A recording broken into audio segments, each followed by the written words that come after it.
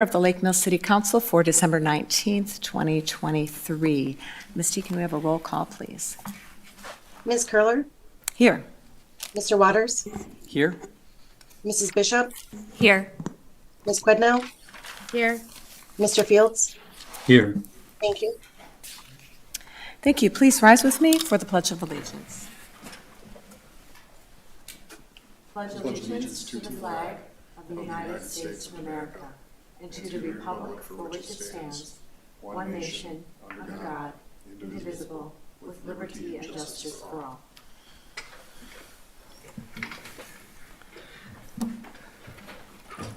Okay, the next item is Councilmember Board Reports and Acceptance of Meeting Minutes. We have two sets of minutes this evening, the City Council from December 5th and the Public Works Board meeting from November 9th.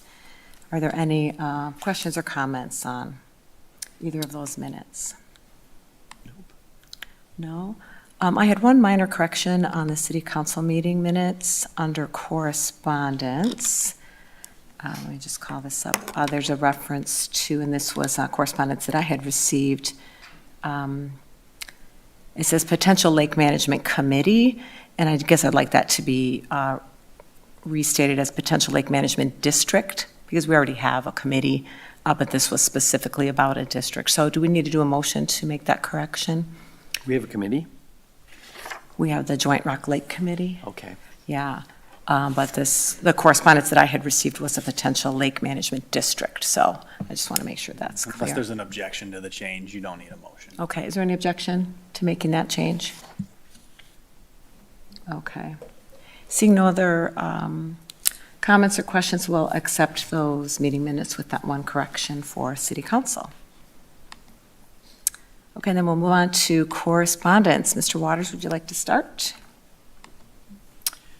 Sure. I had correspondence on the fire department contract for the town of Lake Mills for our review. Correspondence on the Bayberry, and also correspondence on a Rock Lake Management District Exploratory Group.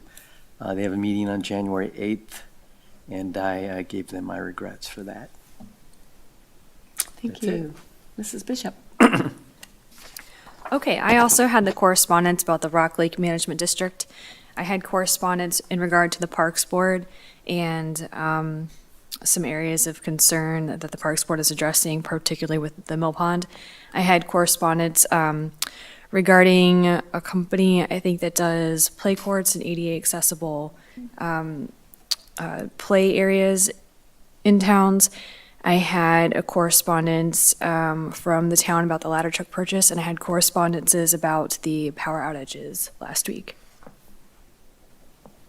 Thank you. Mr. Fields. I just had correspondence about the fire protection contract, and that was it. Thank you. Ms. Quednow? I had similar correspondence as what, as Ms. Bishop had mentioned. One additional correspondence was regarding winter parking, and one constituent's question about looking at the policy and looking at maybe changing some of the things about it. Great, thank you. And I had very similar correspondence on Lake Management District, possibility, the play courts, a couple of contexts regarding the power outage. And that is it. Okay, thank you, everyone. The next item is public comment. So this is our questions and public comment period. The public is encouraged to address the council at this time regarding items on the agenda. Public comments may also be made this time at items that are not on the agenda if you have registered with the city clerk before the meeting has been called to order. The state's open meetings law discourages actions by the council on items that are not listed on the agenda. Please keep your comments limited to 3 minutes. State your name and address when starting your comments, and fill out the sign-in sheet provided at the podium. If there's anyone attending online, please type your name and address in the chat feature if you wish to make a comment. So is there anyone here in the room that would like to make a public comment this evening? Okay, I'm not seeing anyone. Anyone online? It looks like we have all council members and staff. Okay, seeing none, we'll close the public comment period and move on to the city manager's report. I'd like to invite Director Myram up to give a short presentation on the power outage that we experienced over the weekend, a little bit over a week ago. Thank you. Dave, if you could pull up that slide presentation, please. So over the last weekend, Saturday the 9th and Sunday the 10th, as probably everyone now in Lake Mills knows, we had a terrific power surge that knocked out one of our primary circuits in town. Lake Mills is serviced with 5 primary circuits that goes through town. Just keep that in back of your head as I start to explain what happened. I received my first phone call Sunday, the 10th, at about 5:15, that power was going out. As I made my way to our light and water building, our 2 electric crews were already there gearing up, getting the trucks ready. We were not quite sure what had happened yet. We just know that there was a power outage, and we had a good idea where, because Chief Russ was already on site here on Owen Street at the Crystal Farms parking lot. They had a truck out. When I arrived, we were seeing what we call in the industry the blue dragon. It's when you start seeing the blue electrical current going stray. So what you're looking at here is Owen Street, and pole number 1165 was where the issue started and ended. All these poles along Owen Street are owned by We Energies. We lease space on them. This is a distribution line for both We Energies and Lake Mills. And it is on, like I said, on pole 1165 where we had a We Energies line drop. Next slide, please. Now you'll look at this map. The blue line represents circuit number 1. And it is circuit number 1. You'll see it goes up along Owen Street. I'm sorry, I don't have my laser pointer with me. And then it goes all the way south and then west to the other side of the lake. It is circuit number 1 that failed. Next slide, please. And this is the area that was impacted. Approximately 35% of our customers were without power starting around 5:30 p.m. Next slide, please. And so this is where the issue was. You'll see the top line I have labeled We Energies line. This is a 25 kV line. The particular line I have the arrow pointing at is phase A, I believe, for We Energies. Then below that is our Lake Mills 25 kV line. And then at the very bottom there we have our Lake Mills line, which is a 4 kV voltage. The insulator, that is this unit that is holding the aluminum line for We Energies, broke, and it fell down from that cross arm. And then it fell into our 25 kV. Now this causes some stray voltage and some intermittent blips, but it did not knock out the power. Where the problem came is when the top 25 kV line for We Energies fell down into our 4 kV line. The 4 kV line could not handle that kind of surge. And this ended up creating a massive power surge. It blew out a number of meters out of their sockets on homes, and it tripped a number of our cutouts. Next slide, please. This is a picture of one of the meters that was blown out of its socket. Something interesting is the meter next to it wasn't harmed. But this was very common. We had 22 incidences where this occurred, where there was a complete meter fail. Next slide, please. Then this is a picture of a cutout. This is a fuse that when there is a power surge, this arm and the fuse will break out of its socket there. It's holding it, and the power is then lost in there. As soon as this happened, our crews and myself spent the next 3 hours driving along Circuit 1, trying to find where we had power outage or where we had breaks in the cutouts. We were checking all of our transformers as well. Our system was has been very well maintained. We did not lose any transformers because we have surge protectors on all these transformers, and those are what you see sparking, and basically they're breaking, but they're doing their job. They're protecting our transformers. So we were able to get power restored for about 90% of our customers within 3 hours. It is these remaining 22 customers where we did not know which house was lost its meter, that we had to physically go to every residence. To do all this, we called in 2 different crews, one from Waterloo and one from Jefferson for help. And we basically worked for the next 30 hours trying to reestablish power for everyone. Because we do not know from that meter on the side of the house, we did not know what kind of damage could have been in that house. We could not just quickly reinsert a new meter unless we knew that the system still was safe for that resident. So we had to require very quickly, we had to put together a affidavit that every resident had to have their system inspected by an electrician, and then sign an affidavit and submit it either to me by email or to the front desk here before we were able to reinsert the new meter. And that was done. Everyone has been restored minus one resident. We haven't been able to locate them yet. But next slide. Can't remember. Then you might know that we had to shut down power again the following Tuesday. What happens there, this pole in the foreground is our main pole of contention. The one up the line, though, keep that in mind, Tuesday had an issue. That Tuesday, a former employee here, Chris Evanson, it was a foreman in the light department, in the electric department, just being an old lineman, he's driving by and he sees that the We Energies line, when they reestablished it that Sunday evening, they ran it underneath the crossarm of the previous pole. Next slide. And you can kind of see it there. Their line is now going underneath our phase, 25 kV phase.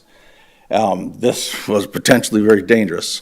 So we had to shut down power again. This time, though, we had time to prepare, so our electric crew was able to isolate this area to just the Owen Street, a couple blocks on Owen Street where residents lost power, and we were able to get that reestablished within an hour. So that is what happened. Does anyone have any questions? Are there any questions for Director Myram? Randy, before you. Oh, yeah, sorry, not to let you sneak away there. I was one of the people who was out about 10 hours, as well as my neighbors, so I know you guys were out there working. I saw the linemen out on my street at like 2 in the morning out in the cold. I really appreciate that and the hard work you guys did. The main thing I noticed, and I talked briefly to the city manager about this, but it's really the void of information from the city, particularly in that when the power went out, I think our actual Lake Mills Light and Water Building was also affected. And so when people were calling in, they weren't getting a response. In the future, do we have a way to remedy that in a couple ways? One, so that when people call in, that their calls are noted or taken down, and that a second way, is there a way we can get a response out to the affected residents? Maybe having a separate command center, or I don't know, those are just some suggestions, but do you have anything you would recommend in the future or to put in place in the future to help remedy that bridge in communication? Well, the entire issue was compounded by the fact that the Light and Water Building, which is my communication hub, was without phone and internet for a whole day. And yes, to answer your question, we are working on remediating that problem in the future. We are going to take more advantage of alert sense for getting the immediate word out. At times, though, in situations like what happened on Sunday night, we did not know for a period of time just exactly what was happening. But yes, it is a priority to get communication out. So we are now, after Drake had a post-incident meeting, we are discussing upgrades to our communication system and to our internet system. So,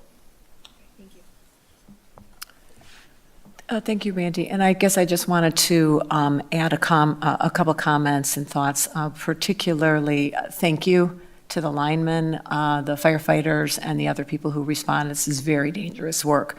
And to be able to respond so quickly and then manage, the second outage that was needed, I think is essential. I agree with Mrs. Bishop that, communication could have been improved. I think one of the challenges that you always have in an emergency is the first priority is to, deal with the emergency and make the situation safe, and then, try to get to communication out to the community as quickly as possible. So thank you for looking into that and trying to find ways to improve for next time. Greatly appreciated. Anyone else have questions or comments? So we have a number of other reports that Drake has provided for us, and I note that we also have our representative from Ryan Brothers here tonight. So does anyone have any questions on any of the other documents?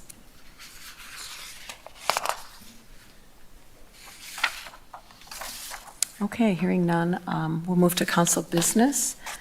If there's no objection, I would like to move up item H, which is Resolution 2393, the intergovernmental agreement with the town of Astellon. I'd like to move that to the first item under council business. Is there any objection?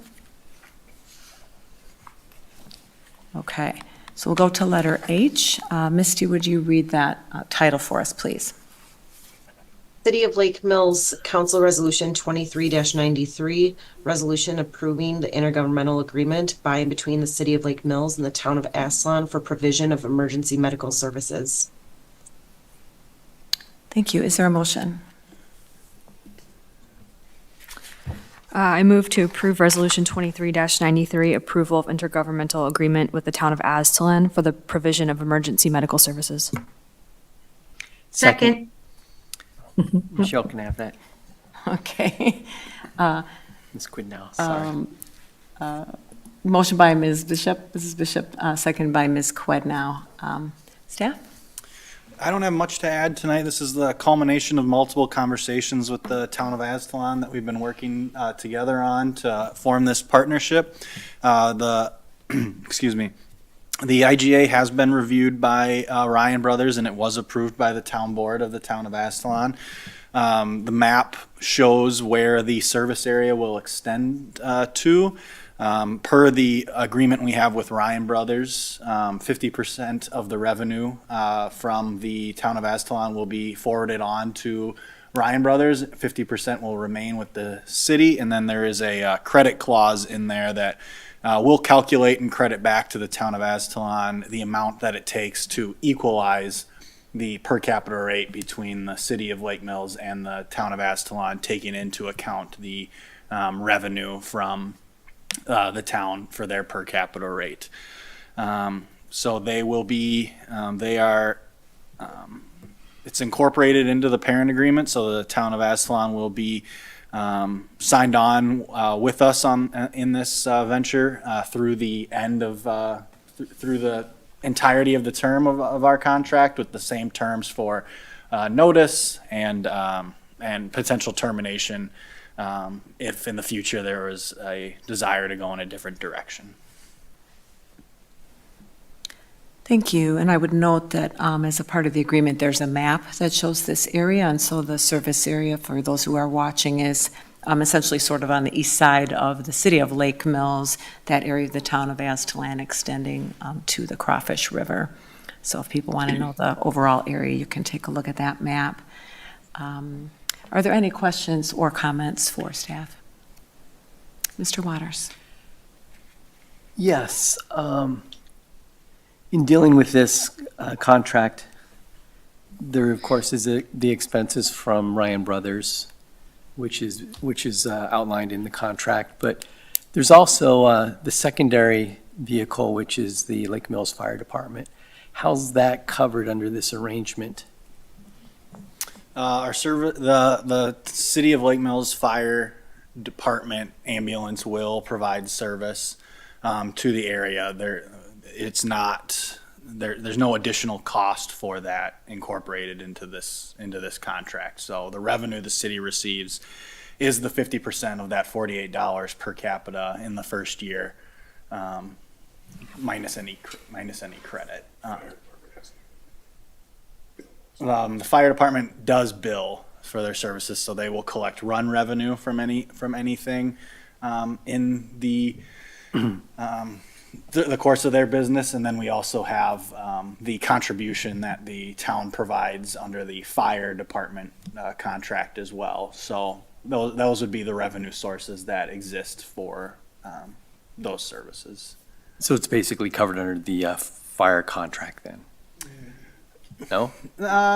That's an additional source of revenue. That contract is specifically for fire protection services, so we are providing it as an additional service, an additional benefit to the town and the city, the EMS, the ambulance that we are providing.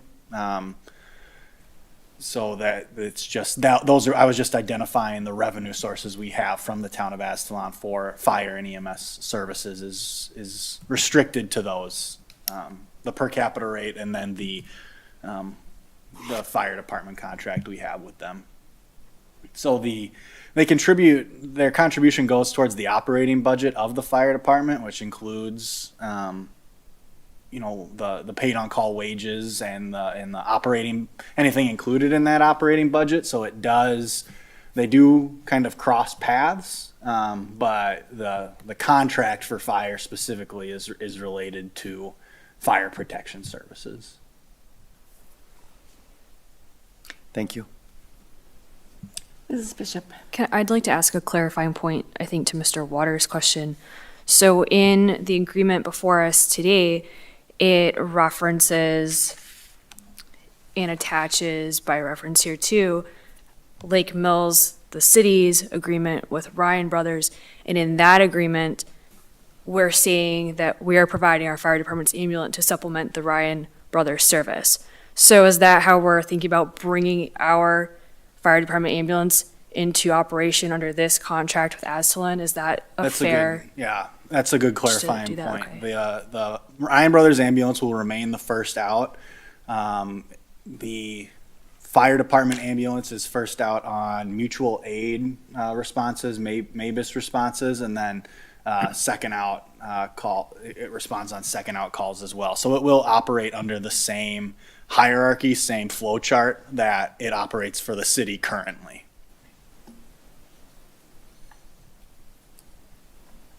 Any other questions or comments?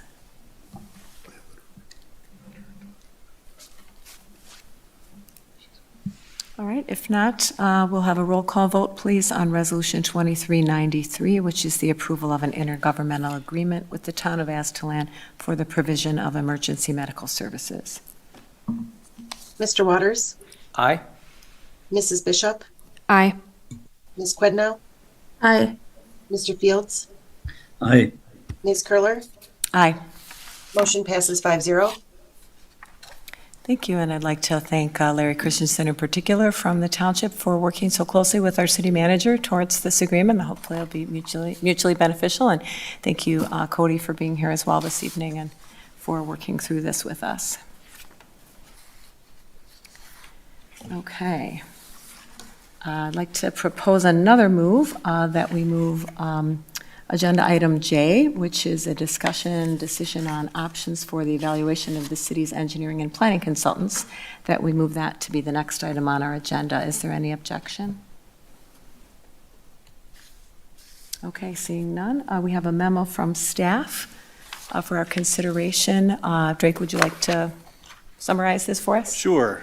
So there was a referral for a recommendation for a future agenda to discuss an evaluation of the city's contractors, specifically the planning and engineering consultant. So there's really two methods to do that. One of them is based off of a mechanism that the Village of Cottage Grove implements, which is annually they have an evaluation presentation from their consultants where they give a reminder on what staff are assigned to their community, what services are performed, are available and performed, and a review of the projects that they've completed over the past year. And then there's like in their case, the village board, in our case, the city council can ask questions, receive clarifications or anything of that nature from, and have a little bit more of an interaction and engagement with those consultants. The other option is a request for proposal. We could go out for RFP. That will be a months-long process. We would obviously then have the benefit of receiving an additional look at what other services might be out there that can provide what we're currently receiving. We'd have to balance that, though, against the loss of the institutional knowledge. So we do have a long-running relationship with both our planning and engineering consultant. And from my perspective, I would just like to point out that we have lost a significant amount of institutional knowledge over the past 3 years here in our senior leadership team. So at this point, it wouldn't be my recommendation to go out for RFP, as we have kind of stabilized and gotten our new team in place that we haven't really had for the past year. So losing additional institutional knowledge at this point would be difficult and would create some more upheaval that we've already had. So my recommendation is to begin with the evaluation presentation. Give the council the opportunity to have that engagement and ask those questions. And if following that, the city council would like to proceed with an RFP process, then we certainly could do so at that point. But my preference would be to start with trying to implement something that we can continue on for years into the future, that gives that annual opportunity for questions and answers and any other clarifications or exposure that the council would like to have with our two main consultants. Thank you. Any questions for Drake or comments on this topic? Mr. Waters.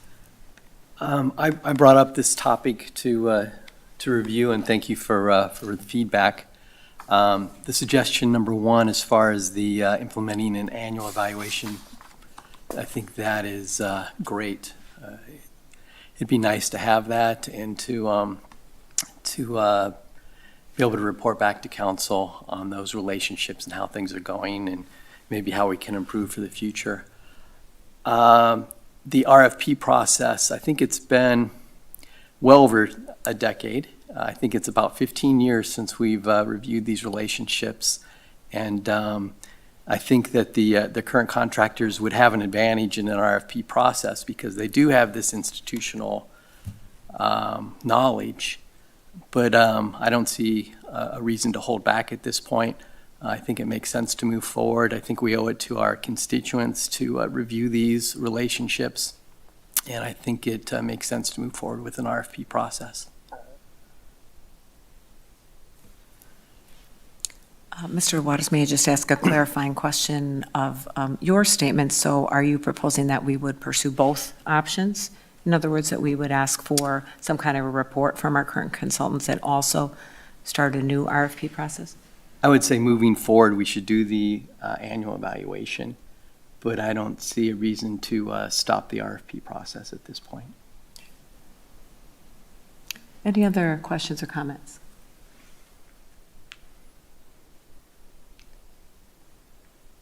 I guess I've got a couple comments and thoughts. I too appreciate the two options that you've laid before us, and I think something that is compelling to me is the fact that we've had a lot of turnover in our department heads and in our existing staff, and so we're in a situation where some of our consultants have been with us a long time and have, as Drake said, a lot of institutional knowledge. I agree with you, Greg, that they would be likely to compete well if we did do a new RFP process. I'd like to give a shot at doing the annual evaluation first.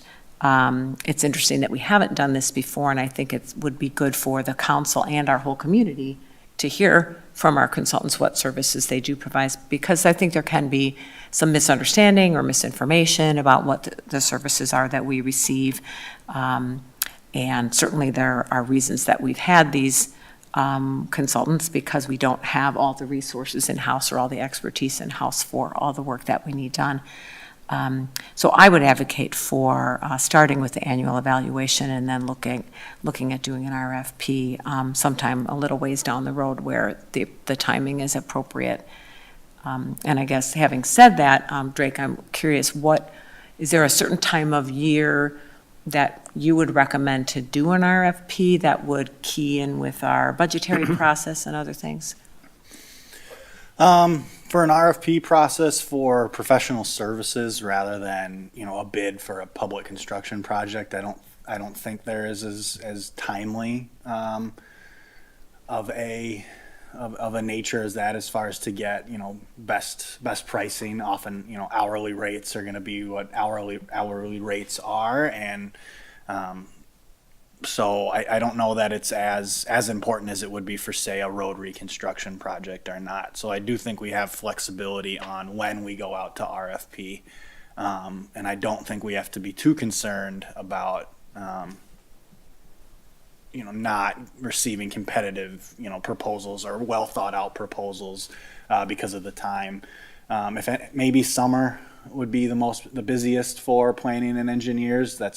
I'm speculating there because they have a lot of other projects that they're currently administering. Fall, early winter, November, December, January, February, you're kind of going out for bid for projects. So it's probably, a horse apiece on when is the best time to do it. But I think we would get proposals at any time of the year that we would seek them. Thank you for that. And one other thought I would have is that we've made a number of internal changes in hiring a zoning administrator who's been with us for, close to 9 months now, I think, that Troy's been on board. So he's been able to take on a number of the services that we previously used Mead and Hunt for. So considering the workload that's involved in doing these RFPs, there may be some argument for maybe doing that RFP first, since we've had more changes in the need, our own need for services there, whereas the engineering, my sense is that that's maybe not, our needs are fairly stable on that one. So I don't know, I guess that's just a thought maybe for all of us to consider, whether we might want to do one RFP at a time rather than having to put them both out at the same time.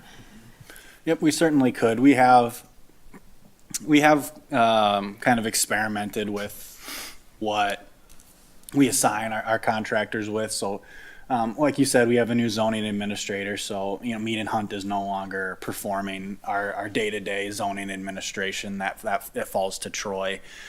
Smaller projects as well.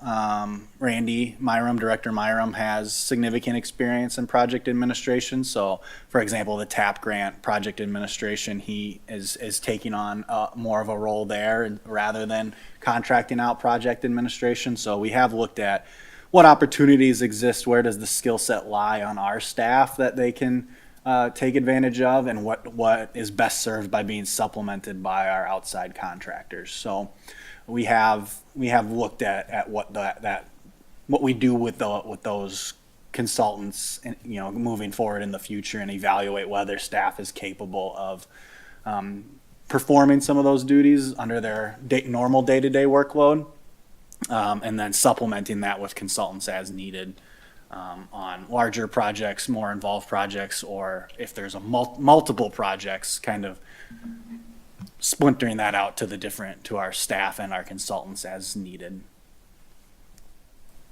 Thank you. Any other comments? Mrs. Bishop?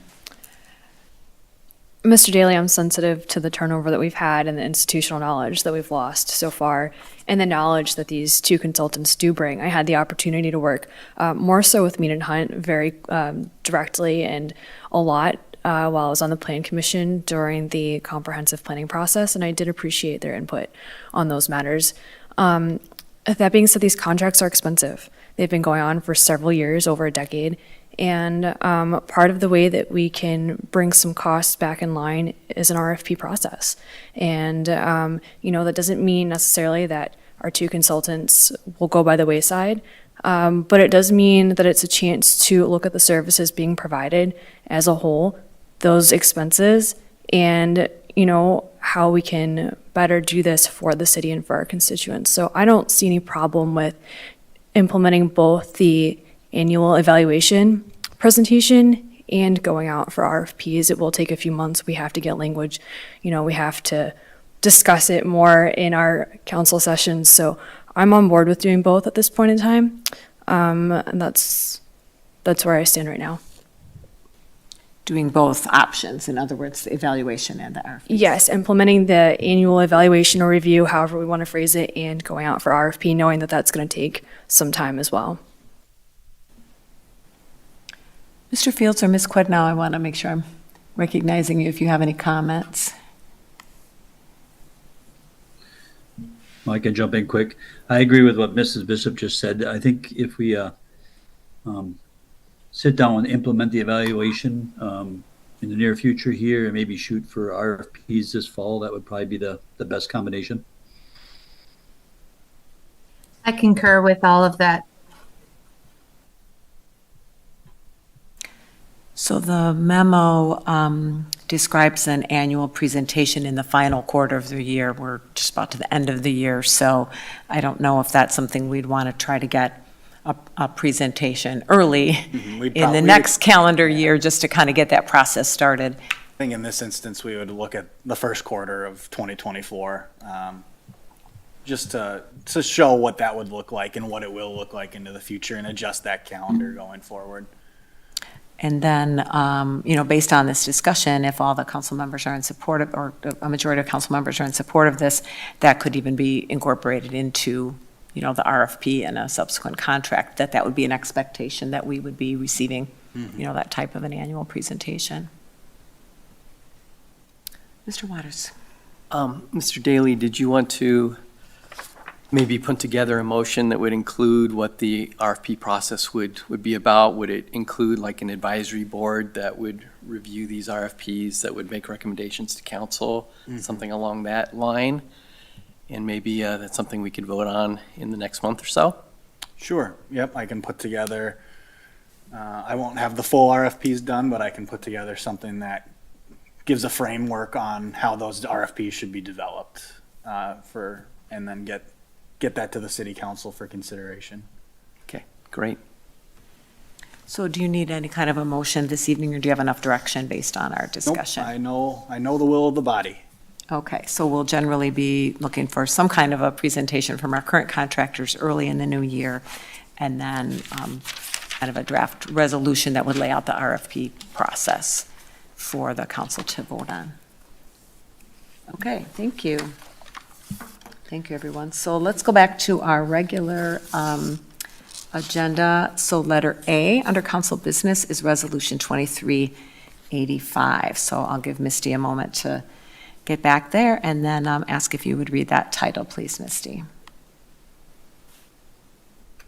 City of Lake Mills City Council Resolution 23-85, Appointment of Election Inspectors. Would anyone like to make a motion? Motion to approve Resolution 23-85, the 2024-25 election inspector appointments. Second. Motion by Mr. Waters, seconded by Mrs. Bishop. So we have a staff memo from Misty. Is there anything you'd like to add to that, Misty? Everything in the memo is pretty much it. This occurs every 2 years, and everybody's listed that needs to be listed at this point. And I recognize a lot of those names. I think probably most of these inspectors have worked with you before. Everybody in the undesignated has been a part of my election team before and are phenomenal. So. Great. Any questions or discussion? Okay, seeing none, can we have a roll call, please, on Resolution 23-85, which is the appointment of the 2024 to 2025 election inspectors? Mrs. Bishop, Aye. Ms. Quidnow? Aye. Mr. Fields? Aye. Ms. Curler? Aye. Mr. Waters? Aye. Motion passes 5-0. Thank you. Next item is letter B, Resolution 23-86 regarding the Parks Department fee schedule. Misty, would you read that title for us? City of Lake Mills Resolution 23-86, approving the Parks Board recommended parks fee schedule for 2024. Thank you. Is there a motion?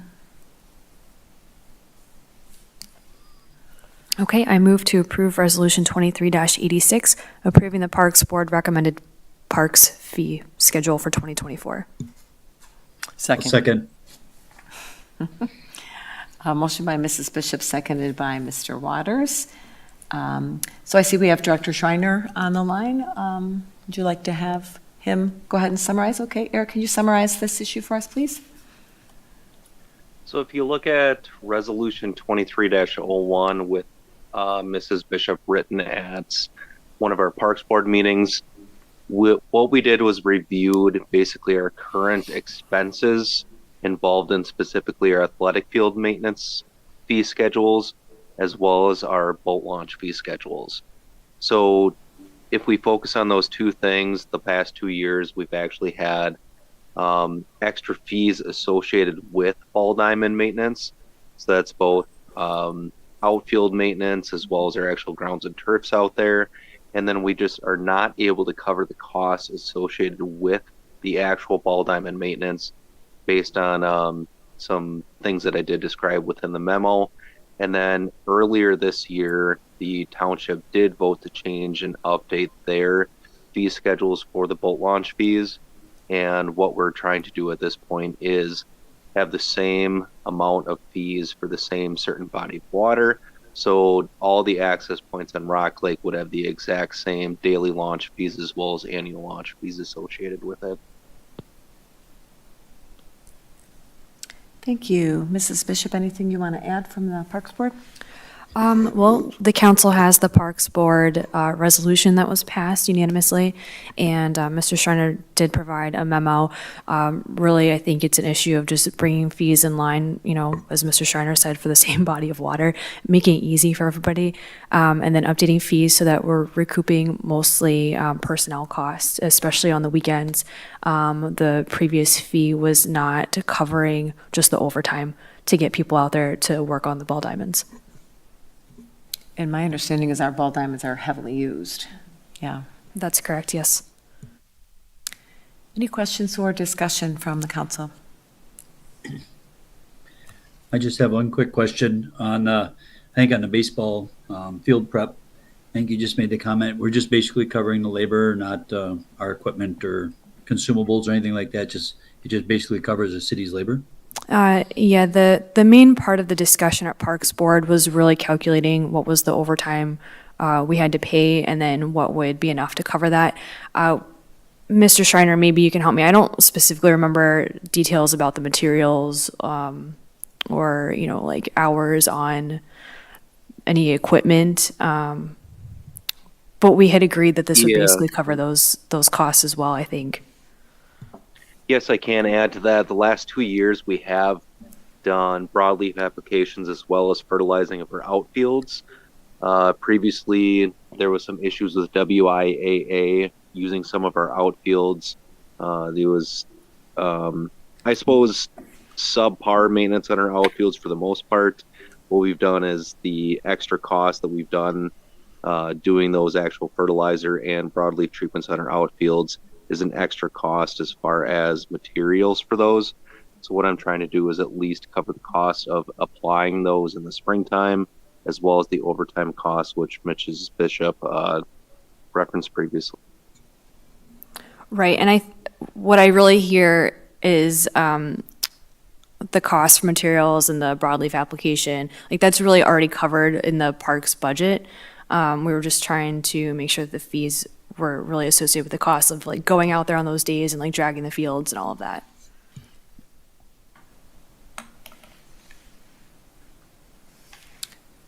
Thank you. I appreciate the effort by the Parks Department to kind of update these fees, it seems very appropriate, and I think there's some economic benefit to having all these teams coming into our community and playing, but on the other hand, we don't want to be losing money by trying to, maintain fields, up to a certain standard that's maybe beyond what we would be using locally. So I think that's a good, it seems like a reasonable balance to cover our costs. If I may, the balance that you're alluding to also, like, we do want these teams to come here, so we didn't want to increase fees to be so high that people wanted to go elsewhere. We're going to seek out other municipalities. Yeah, great point. Any other comments or discussion? Mr. Paul? Good. Okay, then can we have a roll call vote, please, on Resolution 23-86, which is approving adjustments to the Parks Department fee schedule? Ms. Quidnow? Aye. Mr. Fields? Aye. Ms. Curler? Aye. Mr. Waters? Aye. Mrs. Bishop? Aye. Motion passes 5-0. Thank you. Next item is letter C, Resolution 23-87, which is related to the Clean Boats, Clean Waters program. Misty, would you read that title, please? City of Lake Mills Resolution 23-87, authorizing the city manager to execute a memorandum of understanding with Jefferson County and the town of Lake Mills for the facilitation and provision of Clean Boats, Clean Waters program. Thank you. Would someone like to make a motion? Yeah, I'll move to approve of Resolution 23-87, authorizing city manager to execute a memorandum of understanding with Jefferson County and the town of Lake Mills for facilitating and facilitation and provision of Clean Boat, Clean Water program. Second. Motion by Mr. Waters, seconded by Mrs. Bishop. Mr. Schreiner, are we back to you? Sure. Jefferson County Land and Water Commission approached me a couple weeks ago as far as handling the provisions and facilitation of the Clean Boats, Clean Waters program for the entirety of the body of water of Rock Lake. If you recall previously, there was a separation of duties for the actual program from the township and the city to cover Clean Boats, Clean Waters programs for the 2023 season. We did have a very successful run of our program facilitating that, but Jefferson County would like to basically facilitate it so we don't have the cross-municipality management of this program. And at this point, what we would be doing is alleviating our staff time in lieu of compensation to the county for the facilitation of it. The costs that we would be compensating the county for are outlined in their MOU, and would actually be less compensated funds from the city to Jefferson County. So it seems like this is a pretty good program for the county to run, and I definitely greatly appreciate the assistance from them to alleviate some of the duties that we would have to do as city staff. Thank you. Any questions or discussion on this item? Mr. Waters? Mr. Schreiner, did I read in here that there's an adjustment of the fees as well? Correct. It's up to $900 from the city to compensate the county for the facilitation of this program. Previously, the city was actually compensating the county $1,000 in separation of the actual received grant funds. So from what I see, we're both saving money with this program as well as alleviating the amount of time that we would be spending facilitating it. Okay, thank you. I agree. This is seems like a kind of a no-brainer. There's a lot of efficiencies in having the county doing hiring for employees that can work on multiple, at multiple landings, even multiple lakes within the county. I know there's quite a few counties around the state that this is the model that they operate under for their aquatic invasives management. So it really makes a lot of sense, and it actually costs us less, and there's less administrative overhead for your department, Eric, and applying for grants and managing staff. So I really also appreciate that I see in this MOU that we'll get a summary of the program accomplishments. So then that it provides that accountability. We can ensure that it's being, run the way that we would like it, that we're getting what we hope for out of it. So that's nice to see as well. Mr. Fields, did you have a comment? I see your face on the screen. Oh, I was just gonna ask, Mr. Schreiner, if there's any potential downside he could see to this. If for some reason the county didn't get the grants, are we gonna be on the hook for the entire bill, or how would it work going down the road? I don't see any reason to where we would not be receiving these grants. In that case, it would be a conversation that I'd have to have with the county department itself. If that's the case, well, I suppose I definitely don't see it happening. The entirety of the Clean Boats, Clean Waters program, Jefferson County has received these grants for the existence of the entire Clean Boats, Clean Waters program. So I have no reason to believe that we would not be receiving grant funds for it.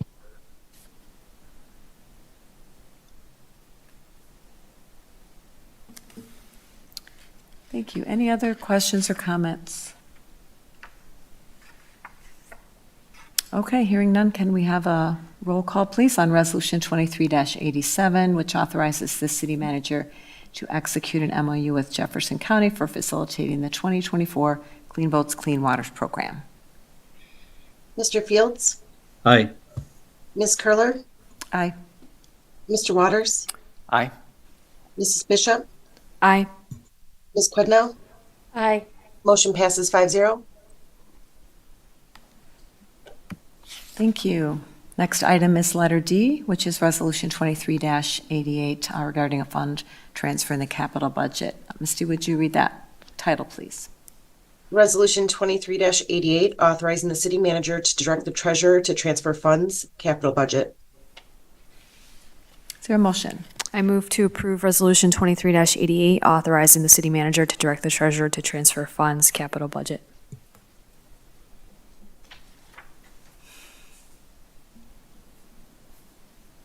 Is there a Second. second? Oh, thank you, Mr. Fields. Motion by Mrs. Bishop, seconded by Mr. Fields.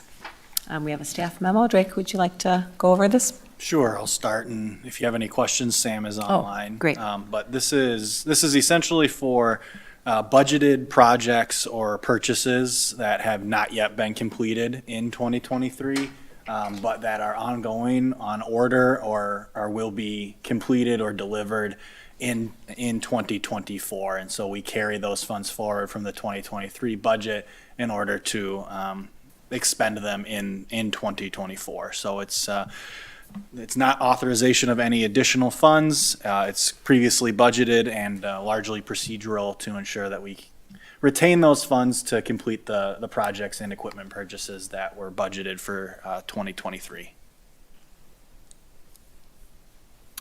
Thank you. And I see we have a staff memo that summarizes the projects or items and, what has been spent already and what is still outstanding. So as I'm looking at this basically we're reserving funds as opposed to unreserved funds. These would be reserved funds to continue to cover these budgeted items. That's correct. Are there any questions or comments? Mr. Waters. On the, on these reserves, if we don't spend the money towards these projects, or there's money left over, what happens to those funds? Sam, they would revert back to undesignated fund balance, correct? Within the capital budget? Yes, if they're unborrowed funds. If it's borrowed funds and unspent, then it has to be used for debt payments or debt interest. And these funds would only be used for these specific items? That's correct. Okay. Thank you. Any other questions or comments?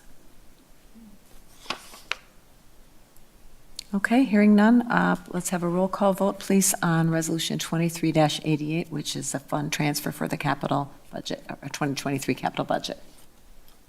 Ms. Curler? Aye. Mr. Waters? Aye. Mrs. Bishop? Aye. Ms. Quidnow? Aye. Mr. Fields? Aye. Motion passes 5-0. Thank you. Next item is letter E, which is Resolution 23-89. We have a couple of options here, but it involves the purchase of a fire department ladder truck. So I guess I'd like to propose that we have the staff kind of go through the options first, since we have two choices of resolutions here. Sure. So at the last meeting, there was a discussion, an ultimate authorization to sign a purchase agreement for a fire department ladder truck for delivery in November of 2024. That does require a budget amendment, which does require a supermajority of the city council to approve. I had a conversation with the provider, and I've put together a pretty comprehensive memo for the city council explaining the details of the need for the ladder truck and the options that exist for us. But I had a conversation with the vendor, the provider of the truck. They agreed to hold the price of the current ladder truck that we discussed last time that would be delivered in November of 2024. And then based on the conversation that occurred at the city council, I also put together another option to delay the purchase and delivery until 2025. It would be in the first half of 2025. Exact delivery dates not known at this time, but they would essentially start, and Chief Russ can come up and fill in as well. They'd start the build of a different truck. So the one that's currently on hold for us would be released. They would sell it to somebody else. They have I believe 4 or 5 different people who are in line for such a truck, and so we would come first in line for this next one that would be delivered. It's approximately $52,000 in additional cost. If we did delay until 2025, the benefit of delaying to 2025 is really in 2 parts. The first is that it won't require a budget amendment. We'll be encumbering ourselves to the funds, but we'll be able to incorporate it into the 2025 capital budget without amending the 2024 budget. So we would be under contract to purchase it, but would not need a budget amendment in order to achieve it. The second is the contract for fire services that we have with townships, specifically the town of Lake Mills, does include a requirement for notice prior to buying a fire truck by October 15th of the preceding year. It does also note that it is within the city council's sole discretion as to whether to buy a fire truck, and it likely exists so that the town has an opportunity to prepare for the additional expenditure. If we did buy in 2024, there would be no principal and interest payments until 2025. If we purchased in 2025, the principal and interest would begin in 2026, assuming we did a 20-year bond on the purchase of the fire truck. So delaying would allow us to meet the strict letter of that contract with our partners, provide them a little bit more notice and time to prepare for that expenditure. And the difference is, as I said, is the $52,000 increase in cost, and that factors in the quarterly increases that they've been experiencing on the ladder truck. So we would still proceed with the sale of an engine, as Chief Russ recommended. Our estimate is optimistic $200,000 on the engine. The ladder truck would then replace that engine as the second out vehicle. So the single axle ladder truck would be purchasing, we do anticipate getting significant use out of in our fleet. And then we would also, there's a salvage value essentially of $20,000, optimistically $40,000 on the current ladder truck. It's likely to be purchased by either some sort of tree company or simply for parts because of its age. Whereas the engine would still receive use would still likely stay in the fire service. The 2024 to 2028 capital improvement plan is included. There is a financing plan as well from Ellers specific to the delay of the fire truck purchase to 2025 with the increase in cost. There is a placeholder for a expansion of the library at that $4.6 million mark. That is not approved by the city council. I simply put it in there because I know that conversation is ongoing and wanted the council to be able to see what that looked like as a potential significant project in the future. But there have been no commitments made from the city on any contribution towards that project. So if there are any questions, those are the two options before us. The budget amendment requires a supermajority. The delay would require a simple majority.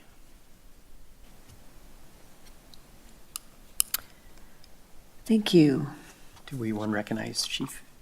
Yeah, thanks, Chief Russ. Did you have anything you want to add before we start asking questions and discussion? I just came up to the podium as asked by Manager Drake, so I'm ready for any questions you got, or if there's anything that could lead any clarification, but everything that he provided was pretty much exactly the information that I'm going to have as well, so.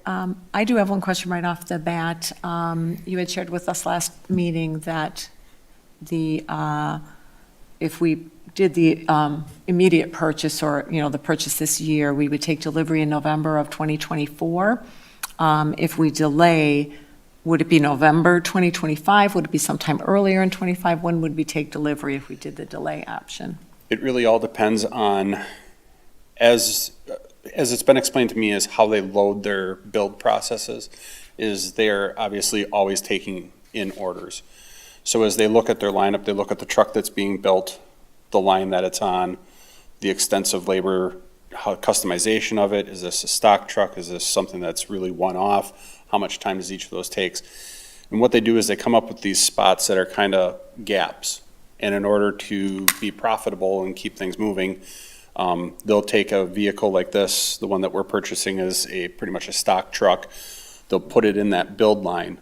So it all depends on what slot comes available.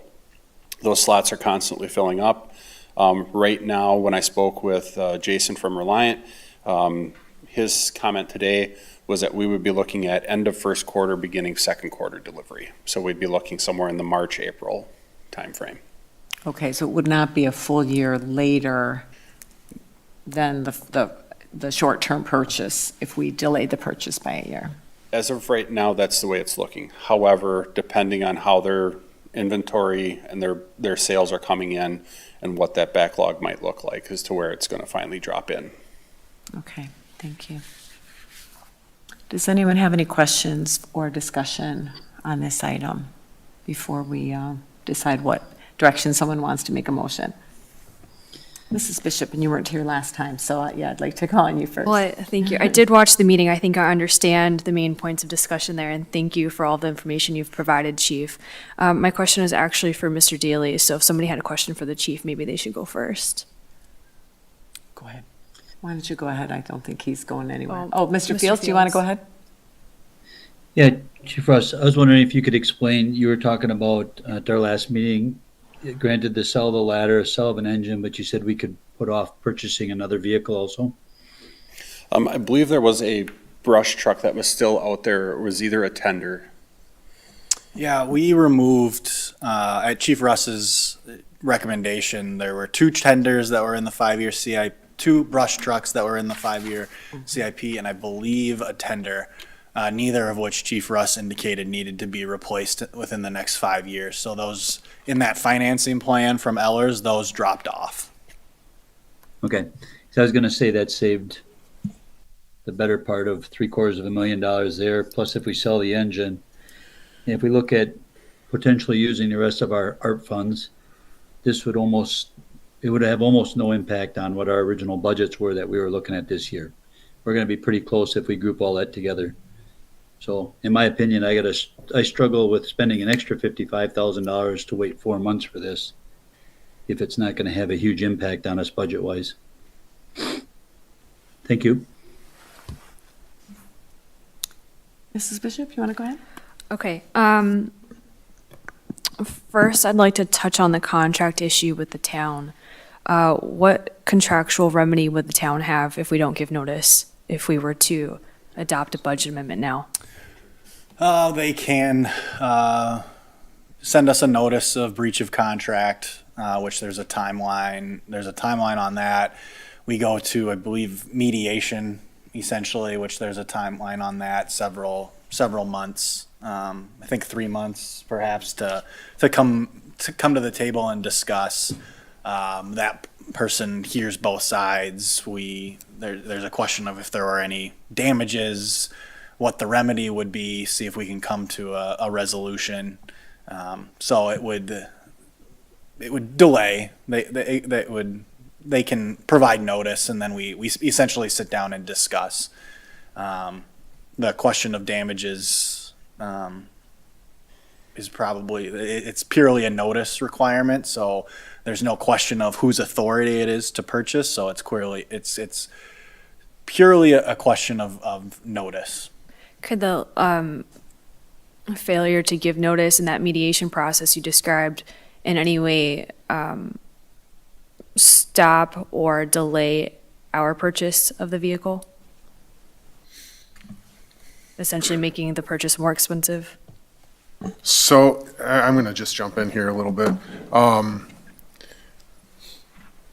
I struggle with the clause as it's drafted. The language is the final decision. It's in Section D, acquisition and funding of fire trucks. Number 2, the final decision to acquire any type of vehicle, including but not necessarily limited to pumper vehicles, personnel carriers, etc., is within the sole discretion of the city council. That's the first clause of that paragraph. The next sentence requires the city to provide notice for budgeting purposes by October 15th. The city shall inform all other signatories of the contract of any decision to purchase a new vehicle on or before October 15th for the succeeding calendar year, except in the case of catastrophic loss or emergency. That's the second sentence of that clause. I think that's ambiguous, personally. October 15th is settled. It does say for the succeeding calendar year. I don't know what the goal of that is. As Drake has explained, there is no anticipated budget effect based on the time frame of this purchase. We won't have bonding or borrowing done until and actually be charged until the subsequent year, which would be 2025. I don't think this clause has been strictly complied with through time. And I know that doesn't necessarily matter. It's the four corners of the document. It does state that. I'm not sure what our past performance actually has been there. And then I go back to the first clause that the city council has sole discretion and sole authority in making the decision for the purchase. The reason I think that's important is, back to your question about damages, I don't think this clause is intended to allow for an upset in that process. The discretion is clearly put in the city council to make purchases. And back to Drake's statement, I think that the notice requirement is really for budgeting purposes and more of a consideration as opposed to an effect of the contract. It's an odd clause the way it's stated. I'm quite certain that it was drafted a number of years ago prior to contemporary budgeting as we do now. I mean, there's new tools, there's speed that is employed that potentially wasn't in years past because of technology, because of the way that we communicate. So I'm not sure that this is necessarily clear.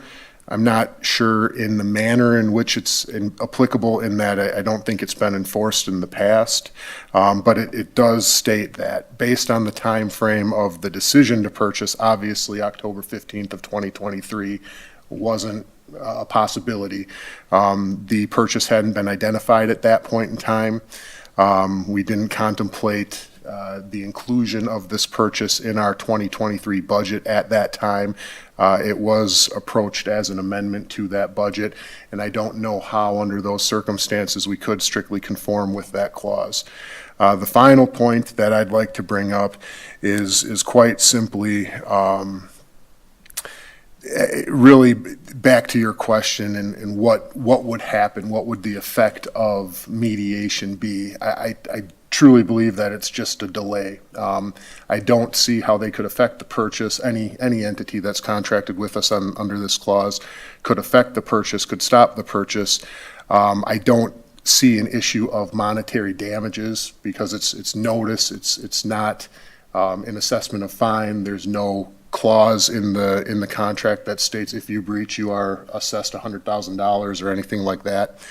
In renegotiation of this contract, I'm going to seek to have that specific clause drafted in a little bit more clear way, in an understanding of both our contemporary practices as well as just logistics of that October 15th date. I think that our budgets are generally more malleable and a little bit more in work at that point in time as opposed to finalized and concrete. So I know that was a bit of a rambling statement. I covered 2 sentences of this clause. I don't believe that there is a potential for monetary damages here. I would equate the October 15th notice requirement as more of a courtesy, but it is within the 4 corners of the document, and I'm not going to advise you to breach your contract with the other entities. So that's my examination of the clause. The contract does expire at the end of this year. We are past the notice period, so it does extend for 2024. The town of Lake Mills specifically has asked to sit down with me to discuss an extension or just a new contract. So we'll be doing that in the new year. So I just wanted to pass that along, that we will be looking at extending or entering into a longer term. It may not be 20 years like this one is.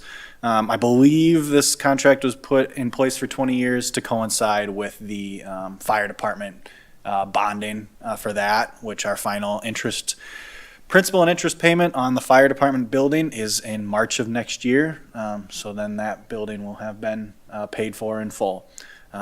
But we will be sitting down with the town of Lake Mills and other townships to discuss extensions to these agreements.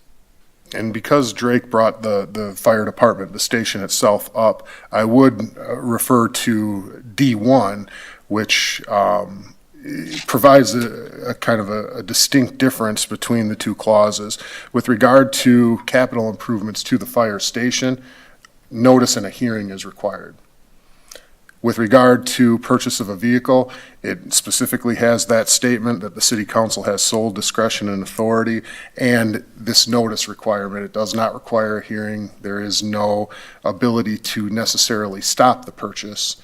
It seems like it's more for informational or the ability for the partner cities or townships to provide input. So. Mr. Waters. That last reference was in relationship to the town contract? Was that what you were talking about there? Yes, sir. Okay, thank you. Mrs. Bishop, did you have any follow-up on your questions? No, not right now. Thank you. Are there any other questions or discussion?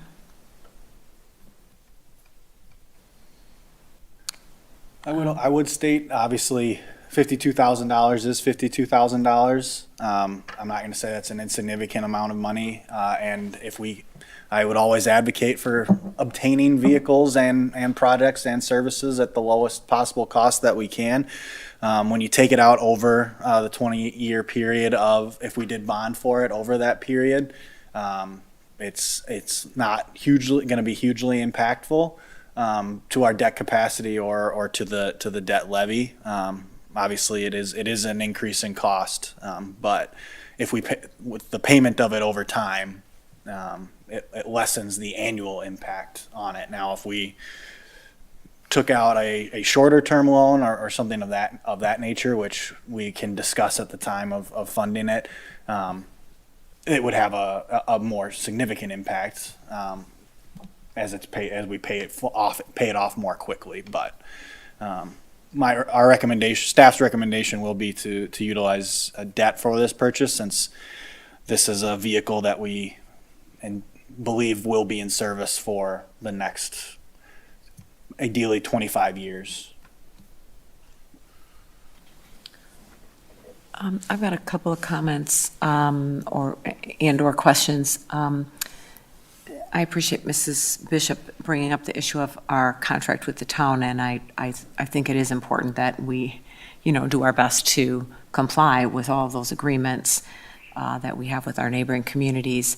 I think beyond, what's in the four corners of the document, as you said, Dan, is an intention to have a good relationship. And I know on multiple levels, coming from the city, we've been working hard to try to have a positive working relationship with the town of Lake Mills specifically, and with other townships as to land, as we have here tonight. So I think there is room for improvement, but there's, continued effort to try to keep those lines of communication open, have positive working relationships, collaborating rather than being at odds. And then from the township, Mr. Beagle in particular reached out to us, had concerns about this. He's been, participating in our Public Works Board recently. And so I think, to me, it's important that, whatever we do, that we, make a commitment as a council and as a staff to try to continue to have those positive working relationships as we move forward. I'm torn, honestly, between these two because $50,000 is just $50,000. I don't want to put that on all of our taxpayers and our neighboring communities' taxpayers if that's not necessary. It's, just adds a little bit more to our debt. It does put it off a year, which then we would be clearly, in compliance with our notification requirements to the townships by letting them know this and giving everybody an extra year to have to pay this off. On the flip side, as I read, and Drake, I want to thank you and Chief Russ for the greater detail in the memo that we have this week from our last meeting. I'm concerned about the condition of our current ladder truck. As it's described, it's obviously, we've kept it a very long time. And so in that sense, I want our firefighters to be safe. I want our trucks to be working properly and able to, respond when a call comes. So that's, like I said, where I'm torn. I feel like if, we're just focusing on safety as a primary objective and being budget conscious as a secondary objective, then I think we buy it sooner rather than later. But if it's important to, try to balance with the other debt that we're taking on the coming year and trying to meet the letter of the law with our contract, then that would point toward the delay. So, like I said, I'm honestly torn, but I think I'm kind of leaning toward purchasing it sooner. Would you like the chief to speak to how he would utilize the current ladder truck in his operations if the delay were to occur, and how to mitigate concerns? Certainly, that would be great. So currently we're using it really as Chief Russ, can you turn the microphone on? I turned it off and Thank basically the way that we're using it right now, and even prior to my arrival here, is there was some known issues that were coming up.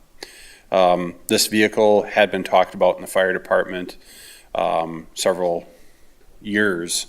This vehicle was actually already spec'd out once, and it was real easy for the vendor to come back with another spec because it was the exact same spec that they spec'd out once. Why it was really never brought forward, I don't know. I can speak to my current officer staff that I have. It just never got brought forward. The model to use the current ladder truck that we have was basically, we know that there's some issues with it. Let's try to make it go as long as we can. So it really got taken out of being a secondary out the door type of a thing. My evaluation of the department is 3 engines for a community this size is definitely overloaded. I get why it's being done or why it was done. It was pump capacities, ISO ratings, items like that. So putting this ladder truck, once that we get it into placement of that third engine. Our engines are actually set up. One is engine for structure fire response. The second engine is a structure fire response, and then the other one is kind of developed as a rescue truck for motor vehicle accidents, those types of things, more of the technical rescue type of thing. This ladder truck, again, currently, we're not really utilizing it as it should be, simply because we're trying to push off not having any maintenance issues that are going to end up hitting us. That could be another large dollar amount. $50,000, as you mentioned, is $50,000. It's a lot of money, not only to our community, but to our townships as well. So to have to incur another large cost on top of that is why we're really kind of holding this ladder truck usage currently off now. Thank you. Any other questions? Mrs. Bishop? Regardless of whether we were to bond for this in 2024 or 2025, that's not until usually June or July of that year. So what funds would you need before then for either a deposit or anything else in that respective year? It's due upon delivery. Okay. So we don't have to put down a deposit. For example, if we were getting it in the first quarter of 2025 and we had not yet gotten to the point where we were bonding, we would likely contact a local bank for a short-term borrow, have that for a few months, and then pay that off with the bonding that we would utilize. Otherwise, if we took possession of it in November of 2024, we would incorporate it into our bonding in the summer of 24, like we would with any other projects that we have going on. So our goal is to limit the number of bondings we have to do, because there's a cost with every bonding. So as much as possible, we will avoid having to do two. Sometimes you can't avoid it. If the projects aren't lining up well, we don't have a good handle yet on the final schedule for the potential restaurant at Sandy Beach and when we'll need to have funds on hand to start that. So there is some unknown for us there, but there's strategies and methods that we can undertake with short-term borrowings to essentially get funding quicker and then pay it off again with a bonding later. Is the interest on the short-term borrowing from a local bank usually more or less expensive? Typically more. Okay.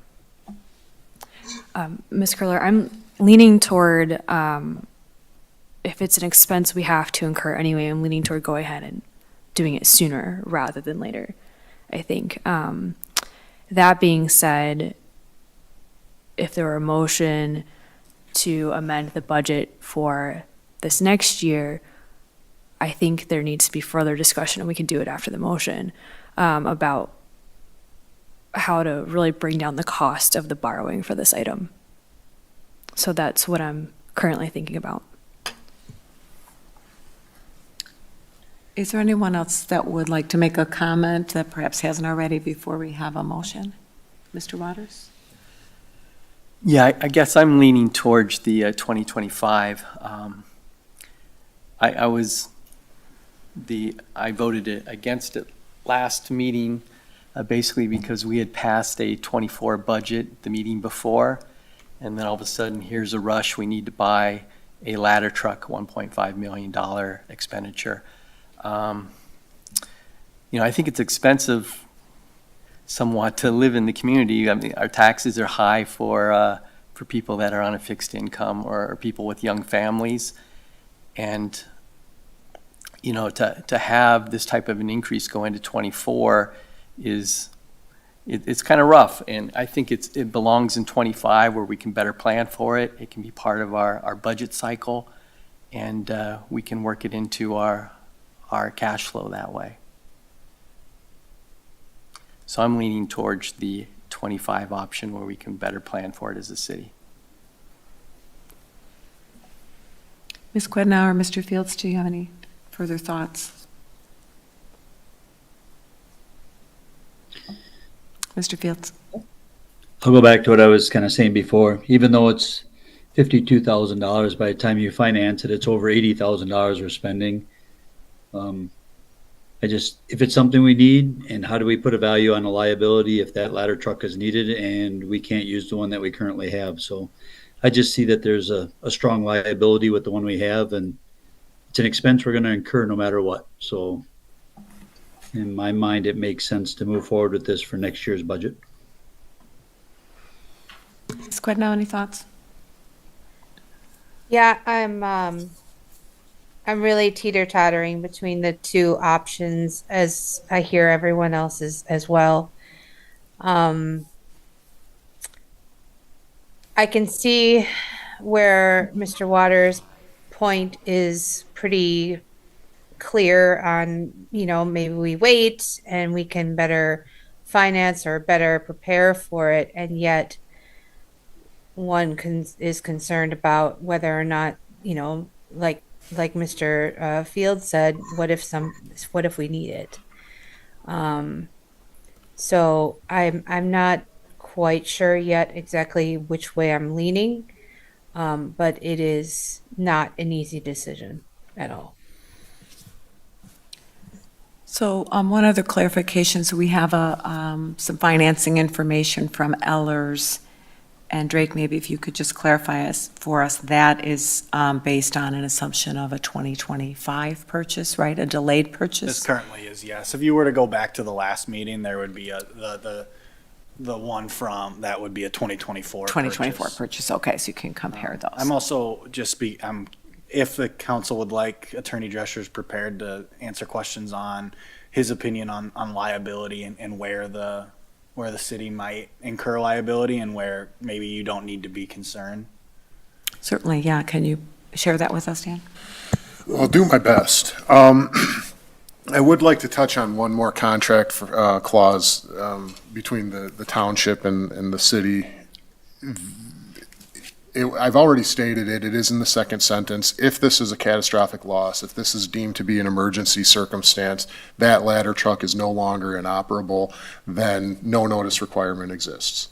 As I look at this situation, I think there's a practical issue with complying with the October 15th date, as I've already discussed, and I'm going to say that that's a bit compounded by the fact that new fire chief started.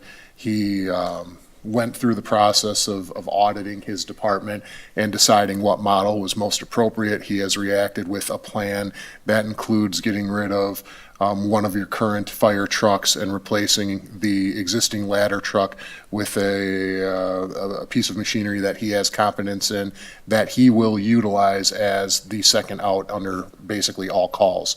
That is a significant change in the model. So all of that took time to develop. I would hope that the township would understand that in a challenge to a breach of contract if this clause is not complied with.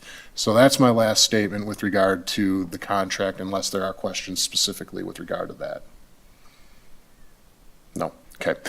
With regard to liability, there was some discussion at the last meeting where the city manager was authorized to enter the contract with regard to the potential for liability in the event that we don't have a ladder truck.